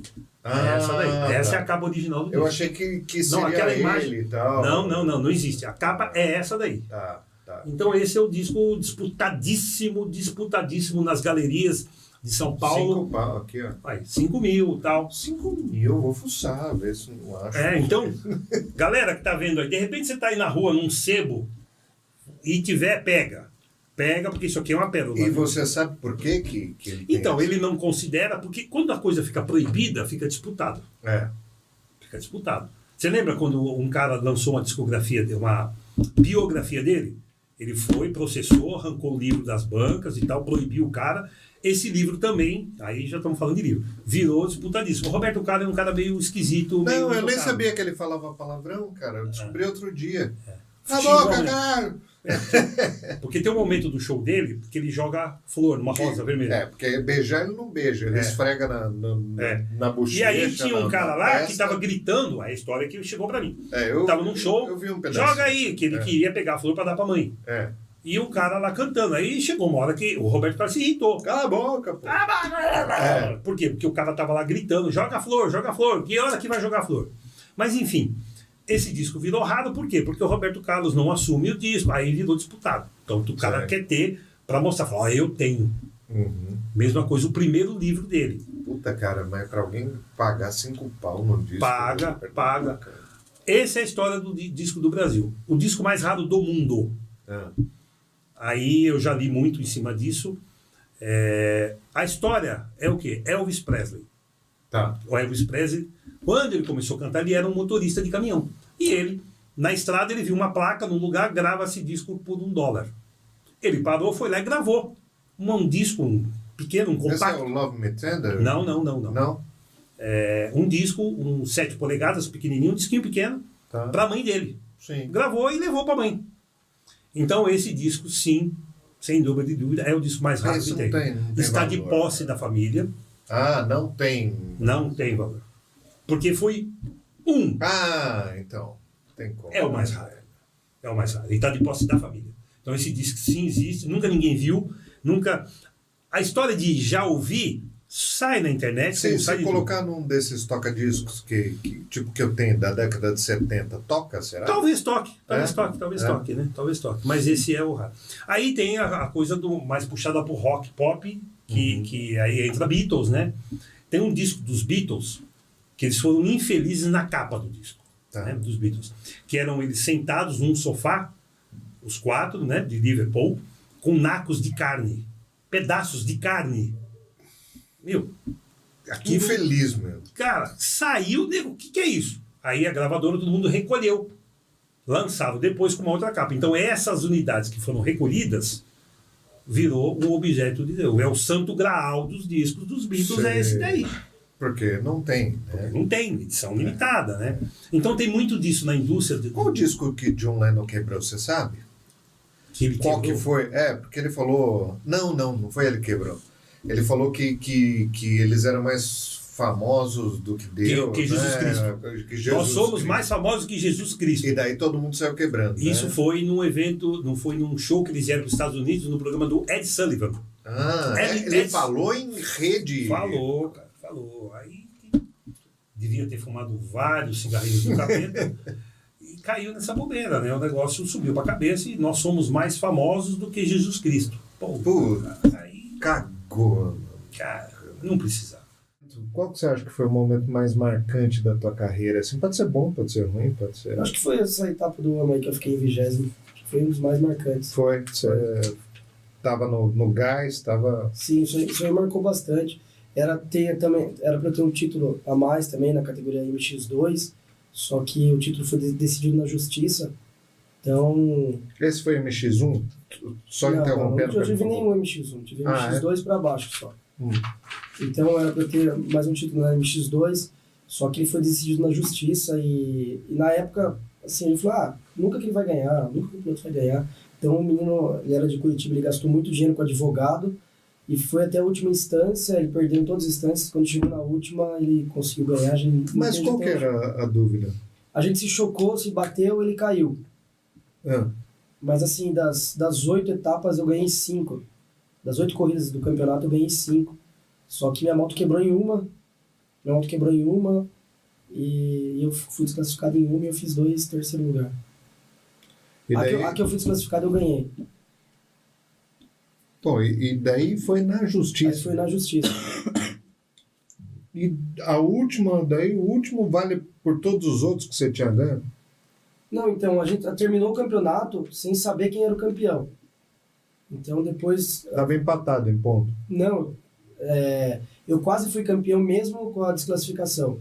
Por um ponto eu não fui campeão, mesmo com a desclassificação. Então a justiça decidiu, e não foi nem justiça do esporte, né? Foi a justiça comum. Que eu não entendi nem de moto. Não, de nada. Então a gente foi sem advogado, que tinha certeza que ia ganhar, mas o menino acabou levando o título. Então, assim, na minha cabeça, o título eu ganhei, mas... Pô, que merda, né, que deve ser também. Você ganhou um título por causa que você entrou na justiça para conseguir ganhar. Que vitória de bosta. Ele ganhou, acho que uma corrida ou 2. Se não foi uma só. Eu ganhei 5. Coitado. Daí você nunca mais ouviu falar desse cara aí ganhando o campeonato? Não, então, a gente acabou brigando feio depois disso aí. Pelo amor de Deus, né? Aí onde a gente se encontrava, um queria derrubar o outro dentro da pista. Mas... tinha daí todo mundo lá na frente e vocês atrás, tentando derrubar um... então, acontece, né? É bastidores, acho que qualquer esporte tem isso aí, né? É rivalidade. Mas tipo, hoje em dia eu vejo isso aí como, sei lá, é que na época eu era muito... Você tá muito sangue no zóio, flor da pele, mas tipo, hoje em dia eu já ia relevar, acho que... Isso chama-se maturidade. Então eu acho que não tem que ter isso. Você dá essas dicas também? Vira e mexe sai alguma confusão, é normal em corrida. Então, assim, teve uma corrida que saiu confusão, foi Itapetininga, né? Então o que eu faço, assim, eu procuro não tá errado, não procuro ficar de nenhum lado. Mas, tipo... Saiu confusão? Foram brigar com você, velho? Por quê? Na verdade, o piloto achou que o Raul tinha derrubado ele, mas não era o Raul, era um outro cara que tinha batido nele. Ele foi lá tirar satisfação? Um cara bem mais velho que ele, veio pra cima dele. Então, essas coisas acontecem em qualquer lugar, né? Qualquer lugar acontece. Então, assim, eu como técnico, professor de motocross, o que eu tenho que fazer é separar, não ficar de nenhum lado. Né? A rivalidade existe, né? Sim. O que não precisa sair em vias de fato, né? De sair no soco. Sim, aqui tá muito a flor da pele, né? Acho que o maior problema é familiar mesmo. Aí dá mais... Como assim? Fala. Tipo, pai de um, mãe de outro, pai. Isso acontece bastante também entre os pais. A categoria é menor. Isso acontece bastante também. Teu pai já brigou por causa disso? Não, de boa. Falasse, derrubou meu filho. O vô não brigou aquele dia porque ele não tava na hora, senão o negócio ia ficar sério. Mas assim, acontece. Hoje em dia eu vejo, eu tento falar, não compensa, né, mas... Tá embutido na mensalidade essa tua... assim. Será hoje, se eu quiser fazer um churrasco gastando pouco, eu consigo? Consegue. Consegue. Hoje tem uns cortes hoje de segunda hoje. Na verdade, o gado Angus, que é o gado que a gente trabalha, ele é um boi de primeira. O boi de primeira, ele não tem carne de segunda. Até um músculo dele, se pegar o músculo traseiro dele, cortar ele fininho, fazer ele fritinho, ele fica macio, a carne saborosa. O osso buco do Angus, você pegar ele, corta ele mais alto, o osso buco, aquele que tem um tutaninho. Sim. Você pode passar um salzinho de parrilha com pimenta. E eu esqueci de trazer o meu sal para mostrar para você. Eu tenho aí o só cadê o tiozinho para buscar? Eu tenho com pimenta e tenho sem pimenta agora também. Então passa o salzinho com pimenta ali, na parrilha, fica um espetáculo. A carne de segunda hoje... Qual que é a carne de segunda? Você não tem mais carne de segunda, então. Você tem um boi de primeira, a carne dele é excelente. Excelente. Você pode fazer o quê? O show de churrasco, que é uma carne muito saborosa. Até esse nome, o show de churrasco, vamos patentear esse nome aí, que ele é um nome que é o show mesmo do churrasco. Sim. É um corte onde você pega ali a parte do comecinho do contrafilé e pega a parte do miolo do acém, a parte de cima onde sai o David steak ali. Uma parte bem marmorizada. Uma carne muito saborosa. O short rib também, que é uma carne de segunda, muito saborosa. O short rib é uma carne de segunda? É uma carne de segunda. Ela sai de onde? Sai do show de churrasco. A diferença é que ela tem um ossinho. Você deixa um ossinho nela. Quanto hoje você compra, assim, você paga num show de churrasco, assim, lá no açougue que você comanda? Hoje tá lá no Top Beef, tá R$56,90. É uma carne que dá para... Uma carne passa por qualquer coisa, né? É uma carne que você pode pôr um ancho do lado, e por ela, o ancho vai ter um pouco mais de maciez. Só que ela, por ser uma carne onde passa muito sangue ali, muitas veias, uma carne que ela tem mais sabor. Ela é mais saborosa, por incrível que pareça. Olha só. É mais saborosa. Porque você vê, o filé mignon é muito macio, mas ele não é tão saboroso. Não é tão saboroso. Ele não tem passagem nenhuma de sangue ali. Porque não é um músculo que faça força, né? Vamos dizer assim. Ele fica descansando. Descansando. E o short rib é uma carne muito saborosa, que é o mesmo show de churrasco. Você pode tirar do dianteiro do boi, você pode tirar ali também o bife granito, que sai da ponta de peito, que é uma carne muito saborosa. Tem uma gordurinha. Isso aí você tem lá no Top Beef, assim, à disposição já? Tem. Então me fala assim, o cara quer fazer um churrasco para a família sem gastar muito. Me fala aí 3 coisas para ele comprar que ele não vai se arrepender e vai fazer gastando pouco. Um show de churrasco. Pode até ser a linguicinha ali. A linguicinha do chefe, que é a linguicinha que está fazendo o maior sucesso aqui em Tu, aqui as linguiças. É as linguiças que eu falo sempre pro pessoal que trabalha comigo. Eu falo, rapaziada, linguiça todo mundo faz. Mas vamos fazer diferente. Vamos fazer diferente. Mas por que assim diferente? Capricho. Pontinha de nervo, pontinha de osso, tira fora, esse sebo não vai. Faz um trabalho bacana, uma linguiça boa. Faz de conta que a sua mãe vai comer. Já fala assim no cara, o cara... Aí é bom, já pegou no... Já peguei, já o cara fica assim, fala, capricha. Faz diferente. Porque fazer todo mundo faz, vamos fazer diferente. Então, a linguiça temperadinha com alho, uma pimentinha, dedo de moça, mas coisa de primeira mesmo, produto de primeira qualidade. Então, isso daí é a diferença nossa aqui hoje. Então, ele vai lá, compra uma linguicinha. A linguiça é carne de porco? A linguiça mista, ela vai carne suína e carne bovina. Então, ele compra lá uma linguicinha dessa. Uma pancetinha. Uma panceta. Uma costelinha rojão cortada fininha. Nós chamamos corte de costela borboleta, ou senão bisteca de costela.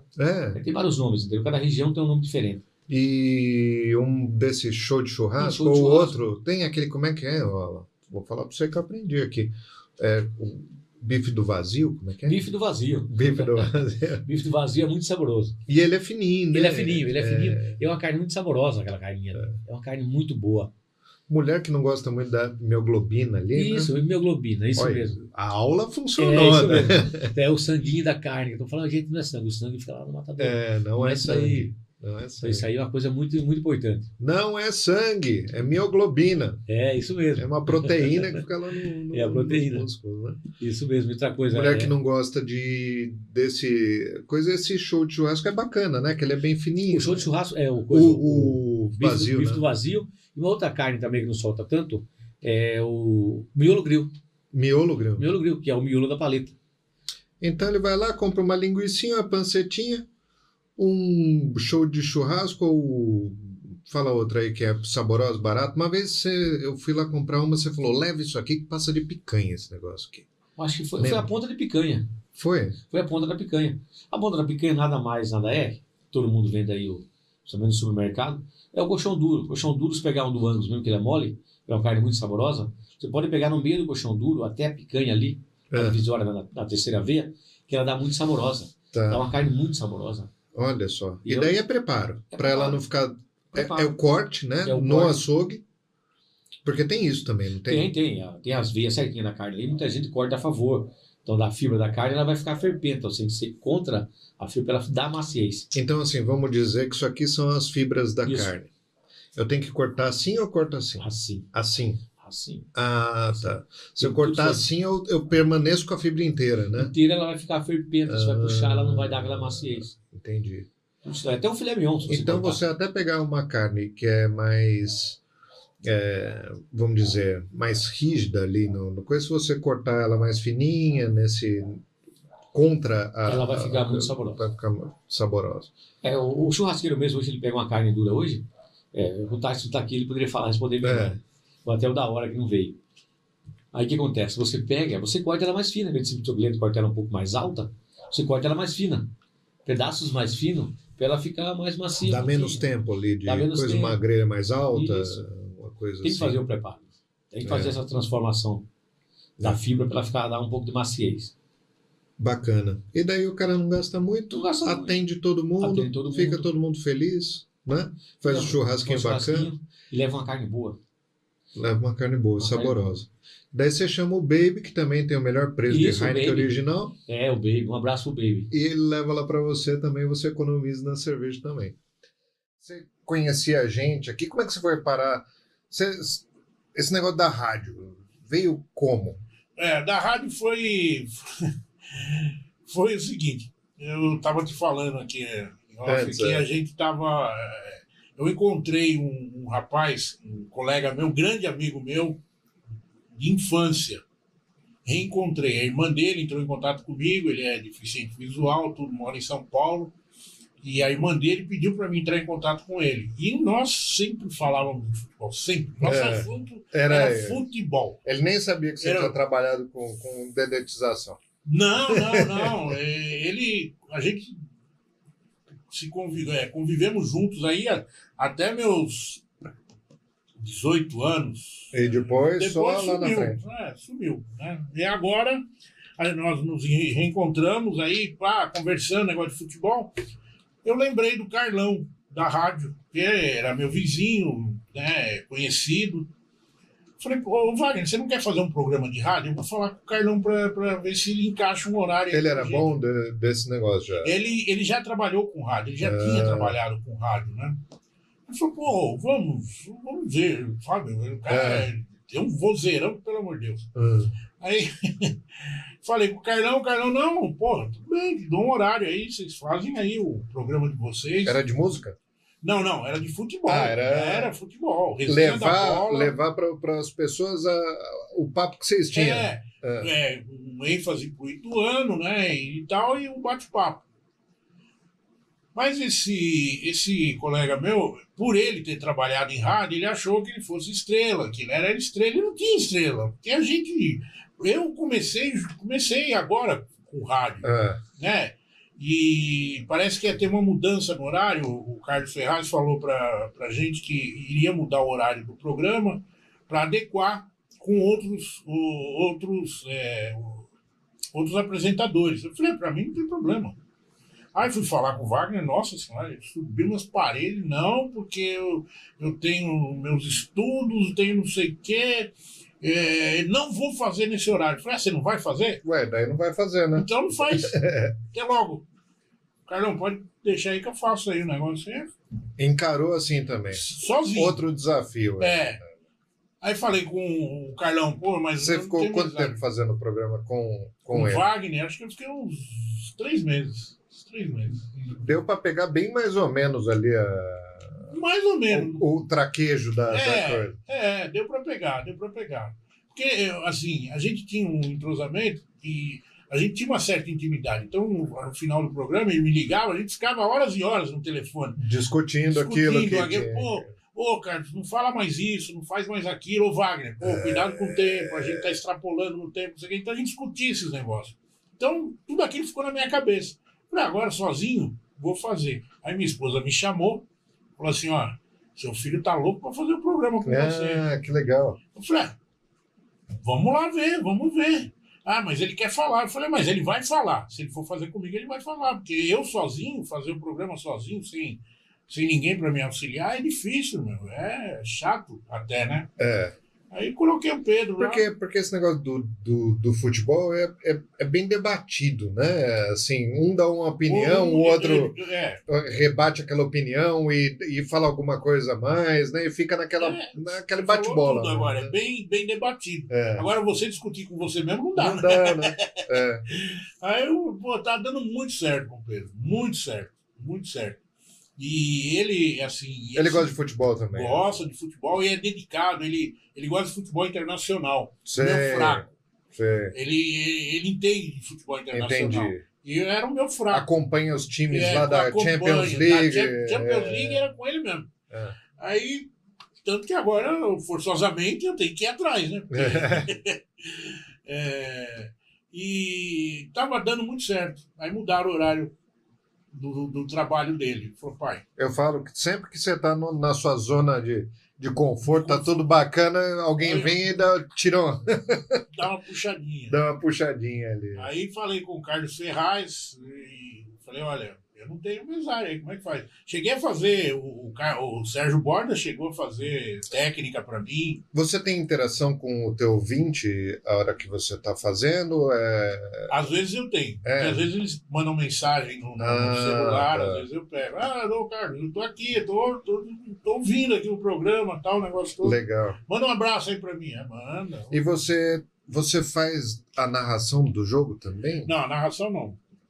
Você debate só ali. Só o comentário. Mas durante o jogo?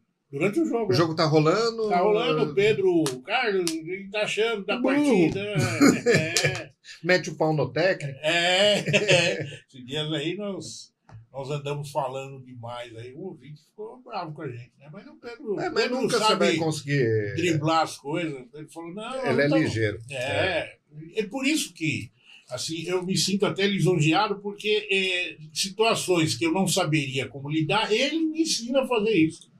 Você não vai explodir com o cara. Mas a gente não consegue agradar todo mundo, né, Carlos? Não nem Deus. É chato, a gente gostaria, né? Mas não consegue. Nem Jesus Cristo conseguiu. Eu recebo coisas no Instagram ali que eu começo a ler, já não me agradou, eu já bloqueio e deleto, para não fazer parte do meu dia aquilo lá, sabe?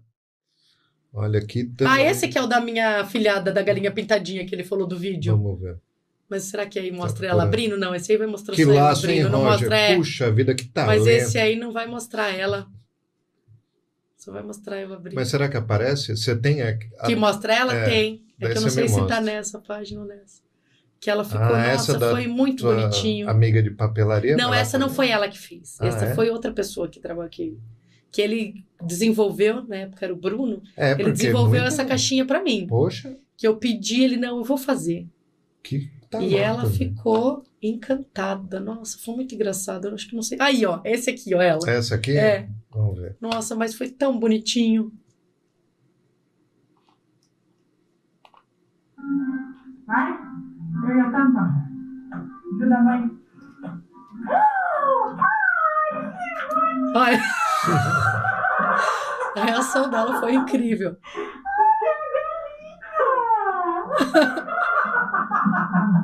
Você adora. Bonitinho. Ela ficou encantada.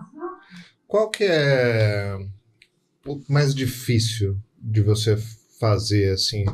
São essas coisas que você tem que começar a modelar do começo ao fim? É quando você tem que criar alguma coisa? Personagem, pra mim, é o que eu mais sofro, porque eu sou muito chata. Então, quando é um personagem, por exemplo, da Disney, pra tentar chegar o mais próximo da realidade é muito difícil. Porque eu quero que fique muito parecido. Então, eu sofro. Tem uns que... E tem dia que a gente não tá bem, né? Daí dá aquele bloqueio criativo. Eu falo, meu Deus, mas não tá aparecendo, não é. Então, eu acho muito mais difícil quando é um personagem que já existe. Porque, por exemplo, aquela sereinha eu fiz. Remete à Pequena Sereia, mas não ficou igualzinha, porque a proposta era essa. Ursinho não precisa ficar igualzinho. Agora, um personagem em si, eu tenho que chegar mais próximo da realidade. Daí, é difícil. Daí dá pra você usar a técnica lá do negócio da papelaria pra... mas em doce não, né? Só no bolo. Ah, sim. No doce, para chegar o mais próximo possível. Nossa, daí eu apanho, porque... E ainda mais se você tiver que fazer vários. Vários. Né? E como a gente faz, são vários, mas é um a um, né? Uhum. Então, para ficar parecido com o outro... Não é uma linha de daí produção demora. Em 2008, um pseudonome de Satoshi Nakamoto, provavelmente um japonês que ninguém sabe, é um desconhecido, né? Mas é uma carteira que tem no nome dele, é uma das maiores carteiras em Bitcoin, de alguns bilhões em Bitcoin. E foi essa carteira quem criou, foi a primeira transação comercial em Bitcoin, que fez a criptografia de um token, de uma moeda, para fazer uma transação comercial de compra e venda. É como se fosse um token digital que você não vê, mas existe um valor e iniciar uma comercialização. Só que antes disso, a ideia qual é? O conceito do Bitcoin. Qual? É o digital, é o nosso dinheiro digital. Essa é a função do Bitcoin. Num tempo breve, você não existir mais, nem dinheiro físico, cartão, nem nada, e você transacionar através de criptografia. É uma moeda digital. O que é criptografia? Criptografia são redes de códigos, porque o Bitcoin ele é minerado através de várias máquinas. Isso é pura TI, pura tecnologia de computador, que eles vão emitindo códigos e códigos e códigos, faz a hash, esses códigos se encontram e é aprovado por vários mineradores, por várias máquinas. Isso é muito técnico.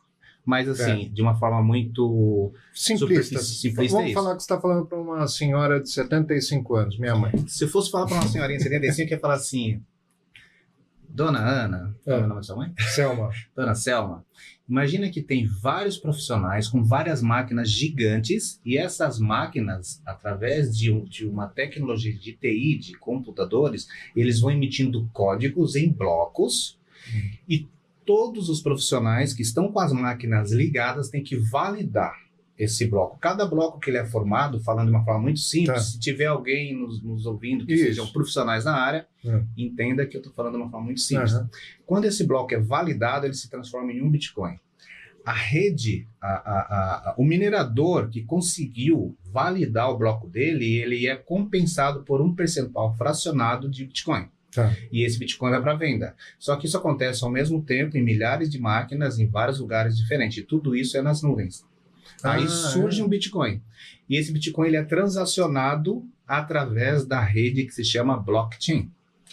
A blockchain é uma inteligência de como se fosse um livro virtual, um livro contábil digital que ele aprova todas as transações de compra e venda. A gente pode fazer um parênteses assim, é como se todo o físico, futuramente, se tornasse um código. Não precisasse de papel. É como se você não precisasse do cartório mais futuramente. E existem projetos de empresas tokenizando para que um futuro bem breve, toda a transação de cartório seja feita através de blockchain. Aí você vai transacionar a compra e venda de um terreno sem ter que fisicamente ir lá assinar papel, porque o cartório eles não dá a segurança que futuramente, depois de anos, você fez uma transação comercial de compra e venda de um terreno, um exemplo, e que está lá registrado. E lá está quem comprou, aquilo garante que esse imóvel é seu. Toda essa segurança vai estar em blockchain.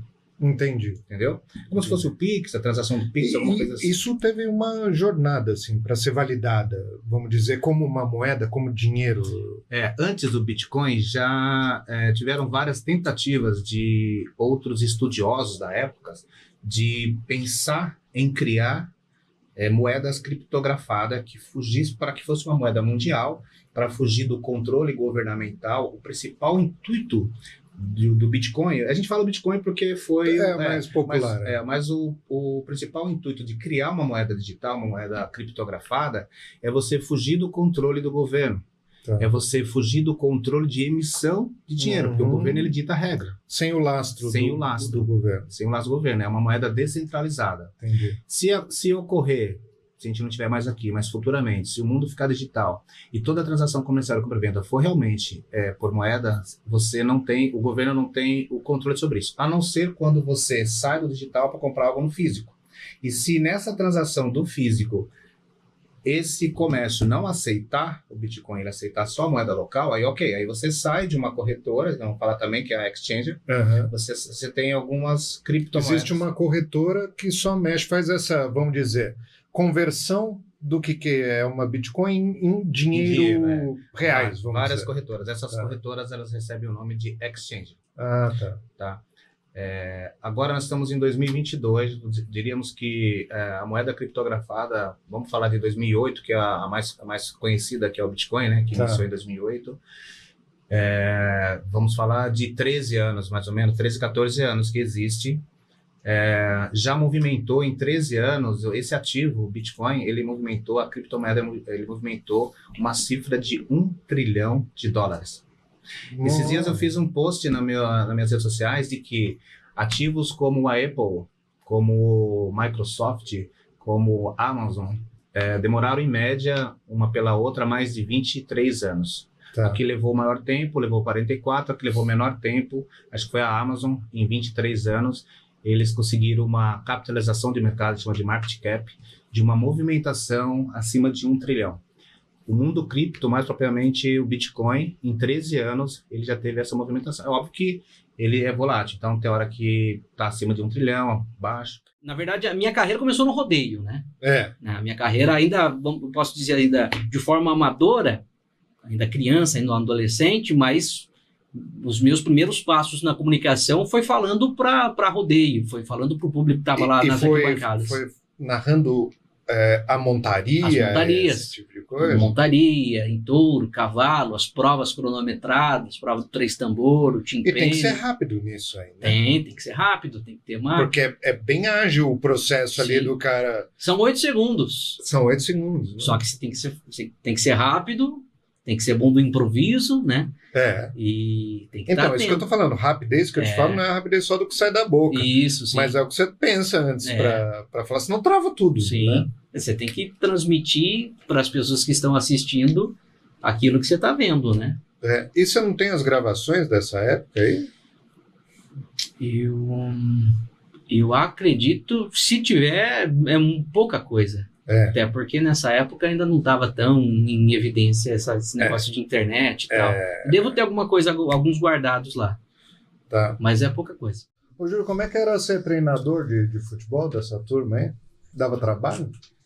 Não tinha trabalho nenhum, porque era uma seleção, né? Mas eu acho que o meu pai, ele teve várias formas de nos ensinar. E ele não era uma pessoa muito presente, às vezes eu entendo muito isso, e não é nenhuma crítica, porque... É uma constatação. Para você fazer grandes feitos, você tem que abrir mão de outras coisas, né? Eu tenho um estilo de vida que algumas pessoas falam assim, você nunca quis seguir, né, a área política e tal. Eu falo, olha, eu gosto de estar próximo dos meus filhos, né? E eu entendo que para você ser uma pessoa pública, você tem que abrir mão de muito da sua vida privada, né? Pega uma água lá pro teu pai. Mas... Ainda tem. Mas ele conseguiu ser um pai presente dentro das formas que ele criou. Então, ele precisava ter o tempo dele para jogar bola, que era aquele lado que ele tinha para descontrair. Então, o que ele fez? Ele me trouxe para ser técnico. Então, e vocês também poderiam ficar próximos, né? Exatamente. Então, foi uma fase assim que eu me tornei muito próximo também lá do meu pai, amigo dele, a gente gostava muito de estar junto. Joguei também no time ali, mas eu só podia jogar isso, porque como eu tinha uma idade muito mais baixa que os outros, né? Mas era bom? Olha, eu dava conta. Não vou falar que eu era nenhum craque, não, porque... Mas eu dava conta ali. Mas era gostoso, porque as pessoas que faziam parte do time me respeitavam, não só porque meu pai era dono lá do time, né? Mas porque havia uma sintonia, né? E acho que quem mais ficava bravo comigo era meu pai, porque eu deixava ele muito lá no banco. Ele falava, pô, eu criei o time para eu poder jogar. Os meus filhos de técnico. Você vê que destino eu me aquecia, olhava para ele nem olhava para mim. Não fazia contato visual para não ser cobra. Jogo duro eu nem entrava. Jogo fácil, daí ele me punha. Não, mas olha, eu vou citar aqui você sabe, você é uma pessoa pública, você está sujeita a críticas. Sim. E o meu pai era prefeito e a gente estava participando de um torneio e o jogo estava muito disputado. Esse jogo foi no Ginásio Municipal de Esportes Prudente de Moraes. Estava lotado de gente. Tava lotado. E aí o que acontece? A gente tava perdendo o jogo. Eu falei, bom, perdido, né? Vou colocar quem? O nosso camisa... E eu já tava bravo. Qual era a camisa? O meu era 4. Camisa era 4 vezes prefeito. Ah, entendi. Aí, quando eu disse para ele, eu falei, entra então, né? E quando ele se posicionou no início lá da quadra, né? Muita gente ali, até para tirar um sarro, prefeito e tal, vaiou. Não sei o que, papapá, aquela coisa. Ele acaba de entrar, mas olha, a gente tem um vídeo gravado. Ele entra, a primeira bola ele empata o jogo. Aí ele dá um tchau lá pra torcida e sai da quadra. Joguei 40 segundos, isso aí não esqueço, tô vendo hoje. O gol que eu marquei foi no gol de entrada do Prudente de Moraes. Eu fiz o gol, olhei pra torcida e fiz assim. E saí. Craque é craque. E a torcida daí, joguei 40 segundos. Percebendo aquilo, retribuiu, né? Aplaudiu, foi uma coisa bacana. Então foram essas experiências, né? Que marcaram. O que é a Poliana? Eu tô gravando a Poliana Moça. É uma novela do SBT? É uma novela do SBT, isso. O que você é? Professor? Não sou professor. Eu trabalho na empresa 11. A empresa 11 é a empresa do Otton, né, que é do Dalton Veig. Ele é o pai da Poliana, é uma empresa de tecnologia que desenvolve coisa tecnológica. A gente trabalha nessa empresa, na empresa 11. E aí foi muito legal, foi através da agência que eu consegui, a gente estava gravando direto, tem fala, tem coisas. Na Anhanguera? Na Anhanguera. Tá. Daqui de tudo é 1 horinha. Então, para você é tranquilo e voltar, né? Não, é 1 hora cravado. Cravado. E aí o ambiente de lá, você não tem noção. Como é um ambiente familiar mesmo. Por isso que fala empresa, né, televisão familiar, da família brasileira. Tal. E é exatamente familiar. O nosso núcleo é o núcleo da empresa 11. Nós gravamos. E tem umas 30, 40 pessoas envolvidas só nesse núcleo. Que é a empresa 11, do Otton, do pessoal que trabalha ali. E tem outros núcleos. Tem o núcleo das famílias, uma série de coisas. E aí você vê a estrutura que é para montar a equipe que se entrega para filmar 3 câmeras enormes, para filmar o diretor, o assistente de direção que vem, ensaia com você antes de ir para gravar. Ele passa com você, tá ok, beleza, vamos lá, gravando. Gravou, se não ficou bom, foi uma palavrinha errada. Assistente de direção? É, porque o diretor fica numa salinha. Ele fica assistindo na TV. Aqui tudo preto. Como vai isso, exatamente. Assistir. Cara, entrou um pouco o bumbo, hein? Vamos refazer, vamos lá. E aqui, vamos voltar? Pessoal, aí o assistente tá lá. Pessoal, vamos voltar? Vamos lá então? Vamos pegar essa parte? Aí tá conversando, tal. Gente, um brinde. Cortou, Cristian, colocou na frente da câmera. Colocou seu rosto. Tá? Vamos daí dessa parte? Abaixa um pouquinho. Isso, aí, legal. Agora dá pra ver. Beleza, vamos lá. Só aqui. E na sequência? Cara, é linha de produção. Sei. É linha, os atores têm que estar muito bem afiados. Quando ele não fala nada é porque tá dando certo. Beleza, ok. Gravou, tal. Ele tá lá, e ele fala aqui. E tem ainda isso aqui? Tem.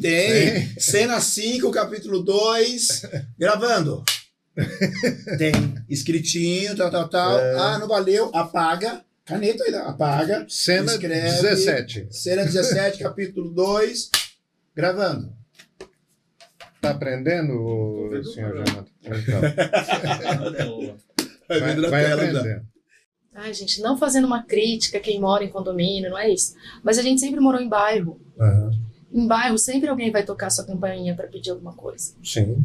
Então a gente não perde a conexão com a realidade. Porque teve uma época que eu morei em condomínio. Certo. Eu me sentia no universo paralelo. Ali, né? Tudo perfeito, tudo lindo. Né? Então, e o fato da gente sempre morar em bairro e vivenciar essas situações e ver a postura dos meus pais em relação a isso, certamente contribuiu para eu ter essa visão de mundo. E desculpa, eu fico indo e voltando, e aí eu lembrei da história do patinho feio. Mas aqui não tem importância nenhuma. O importante é a gente conhecer você. Aí tem mais uma coisa, então, que eu quero falar sobre o serviço social. Por que eu acho essa profissão ela é tão especial? Não é porque ela cuida de gente, não é isso. Mas é porque ela tem uma metodologia de leitura da realidade que ela é única, né? E ela é marxista nesse aspecto. A gente tem uma formação marxista, que também é um tripé. Eu adoro tripé. É um tripé da universidade e esse é outro tripé.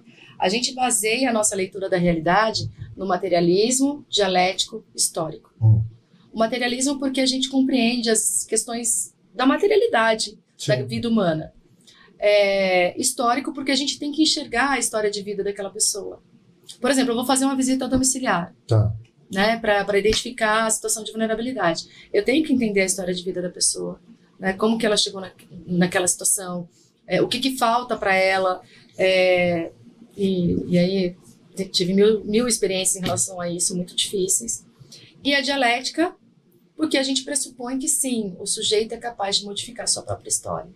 Então, quando a gente vai fazer uma visita domiciliar, a gente não vai lá e ponto. Ou quando a gente faz um atendimento, a gente tem todo esse contexto de entendimento da realidade. Eu acho isso muito especial. E aí tem um outro tripé, que é a forma como a gente faz a prática. A gente tem a síntese, a gente tem a síntese, a antítese e a tese. O que significa isso? A gente tem a síntese que aquilo... Não, perdão, a gente tem a tese, antítese e síntese. A tese é a leitura superficial que a gente faz da realidade. Aí a antítese é o conhecimento que a gente adquire para entender aquela realidade e contrapor ele. Então, a gente tem a antítese. E por último, a tese, que é uma conclusão do que é a realidade. Então, a gente aprofunda no conhecimento. Não é raso. Não é Mas é por isso também que eu te perguntei as matérias, para entender um pouco do como que você faria para entender aquela situação, porque é o que até aí eu estava pensando que era baseado na tese, entendeu?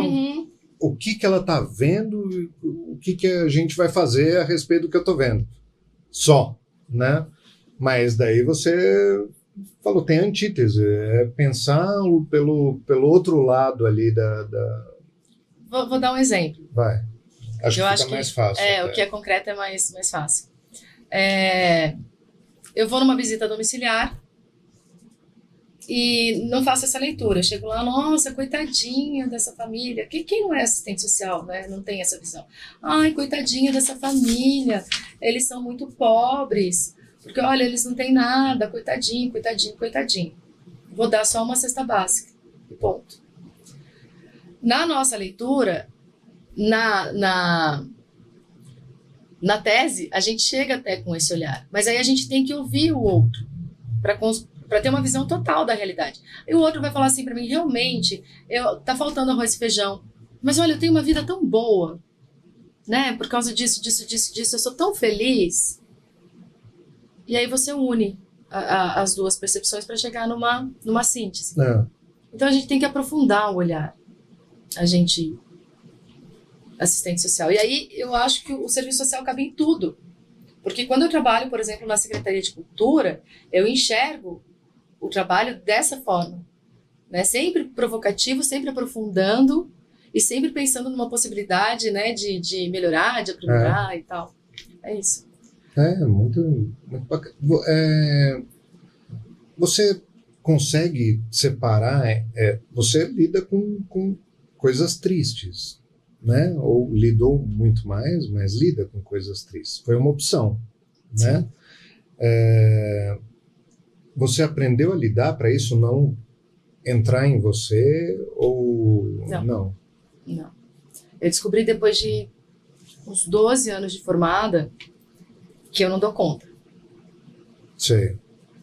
Na época, eu fazia visita domiciliar para concessão de cesta básica. Não tinha cesta básica para todo mundo.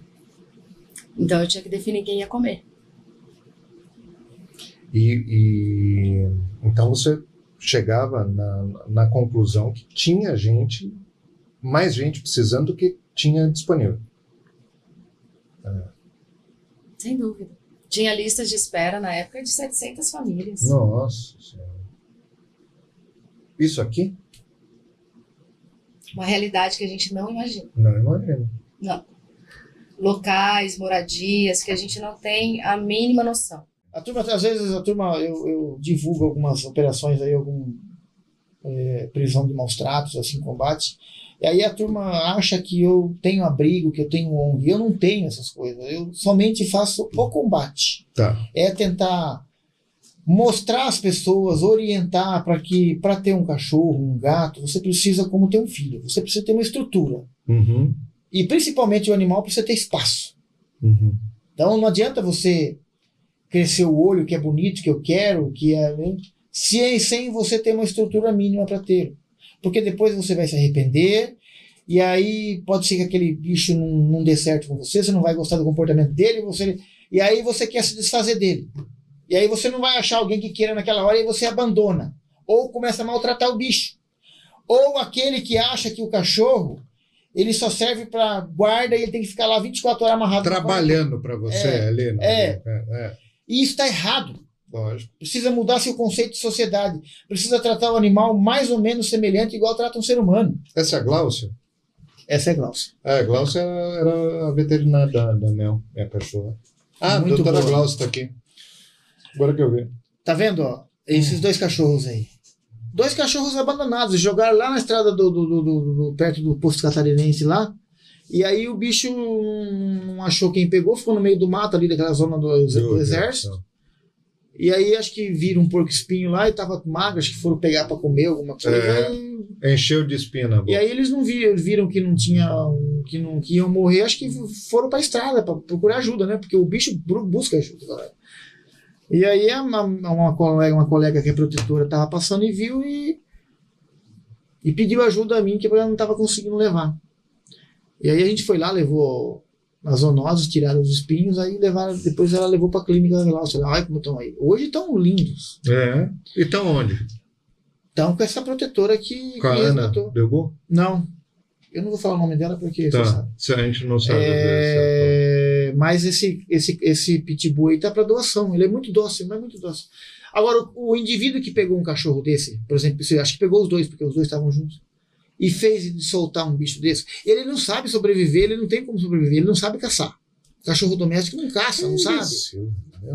Não dá pra você, que nem essa última prisão que eu fiz aí, que o cara que deu uma facãozada na cabeça do cachorro, outro pitbull também abriu, assim, formou uma cratera na cabeça do cachorro. Você acha que isso é atitude do ser humano? E daí você está conseguindo combater esse tipo de atitude? Então a gente vai, no caso de maus tratos, algum maus trato que a gente vê, a gente orienta para a pessoa para não agir daquele jeito, para tratar melhor. Tá. Né? Mas você tá fazendo esse trabalho ainda? Tô. É o que é mais fácil hoje em dia. Eu tenho que fazer, porque é melhor você cuidar do animal do que cuidar de gente. Infelizmente. Essa música ela fala sobre valores. Valores de uma família. Tá. Então ela conta a história de uma família humilde que aos olhos do mundo não tem nada. Mas ela manda uma mensagem pro mundo que tá tudo bem. E que que ela é rica de alguma forma. Então ela fala, eu vou fazer. Fala assim, rapidão. Obrigado, Deus, pela lenha, o fogo e o fogão. Obrigado, Deus, por nele estar em cima arroz e o feijão. Obrigado por minha família ao meu redor, por não ter bens materiais, o mundo de nós tem dó. Ô mundão, aqui tudo é bem apertadinho, no mesmo colchão dorme Vera, Paulo, Pedro e o Juninho. Bem ao lado dorme o meu grande amor e a nenezinha. Não temos quarto, a casa toda é um banheiro e uma cozinha. Falta espaço, sobra amor. Falta luxo, sobra amor. Falta um carro, mas adivinha, sobra amor. Aqui falta quase tudo, só não falta amor. Às vezes você dentro do seu carro, do seu lindo carro, não lhe falta bens materiais, mas bem ao banco ao lado, lhe falta amor. Às vezes você dentro da sua casa, da sua linda e imensa casa, não lhe falta espaço, mas em cada espaço lhe falta amor. Por isso eu agradeço a Deus pelos pensamentos meus e por essa minha caminhada, sempre lembrando que o nada com Deus é tudo e o tudo sem Deus é nada. Tom. Obrigado. Puta que pariu. Você quase chorou também, né? Não, essa música... Você viu que eu tava emocionando? Você ficou emocionado? Cara, essa música, posso falar? Quando eu cantei pro Bonadil, ele se emocionou. Não, ela é. Ele chorou de forte, lágrimas e cara. falou, cara, essa música precisa ser gravada. É. Um Oscar. Caraca, mano, que legal, velho. Esse é Eu vi na foto de uma convidada sua e eu não assisti, eu não minto. E eu achei que ela tinha ganhado o Oscar. Eu falei, nossa, cara, vamos... E olha aqui, ó. Tá até meio fresco, você vê, tá meio peguento, porque foi feito de última hora. Não, tá lindo, velho. Eu vou guardar isso aqui, mas muito. Foi feito pela 3D Land, eu agradeço 3D Land mais uma vez. Não querendo me aparecer, mas eu tenho uma caneca do Jô. Eu vou colocar do lado da caneca do Jô. Eu vou bater uma foto e vou lhe mandar marcada. Manda, sim. Oh, que legal, cara. Muito obrigado pelo carinho. Que isso. Olha aqui. Você merece. Saí lotado de presente. Muito obrigado. Obrigado a vocês. Por seu tempo aí. Me perdoa de alguma coisa, às vezes eu falo demais, né? Não. Desculpa eu. Eu achei uma experiência pessoal minha muito boa, de verdade, cara. Obrigado. Deus te abençoe. Deus abençoe vocês. Sei que não é fácil, né? De trabalhar, tem que persistir. Tem. É difícil, né? É. Mas não. Se tá feliz, a gente tem que estar feliz. Tem que estar feliz. Né? Senão a vida não tem sentido. Tem que estar feliz.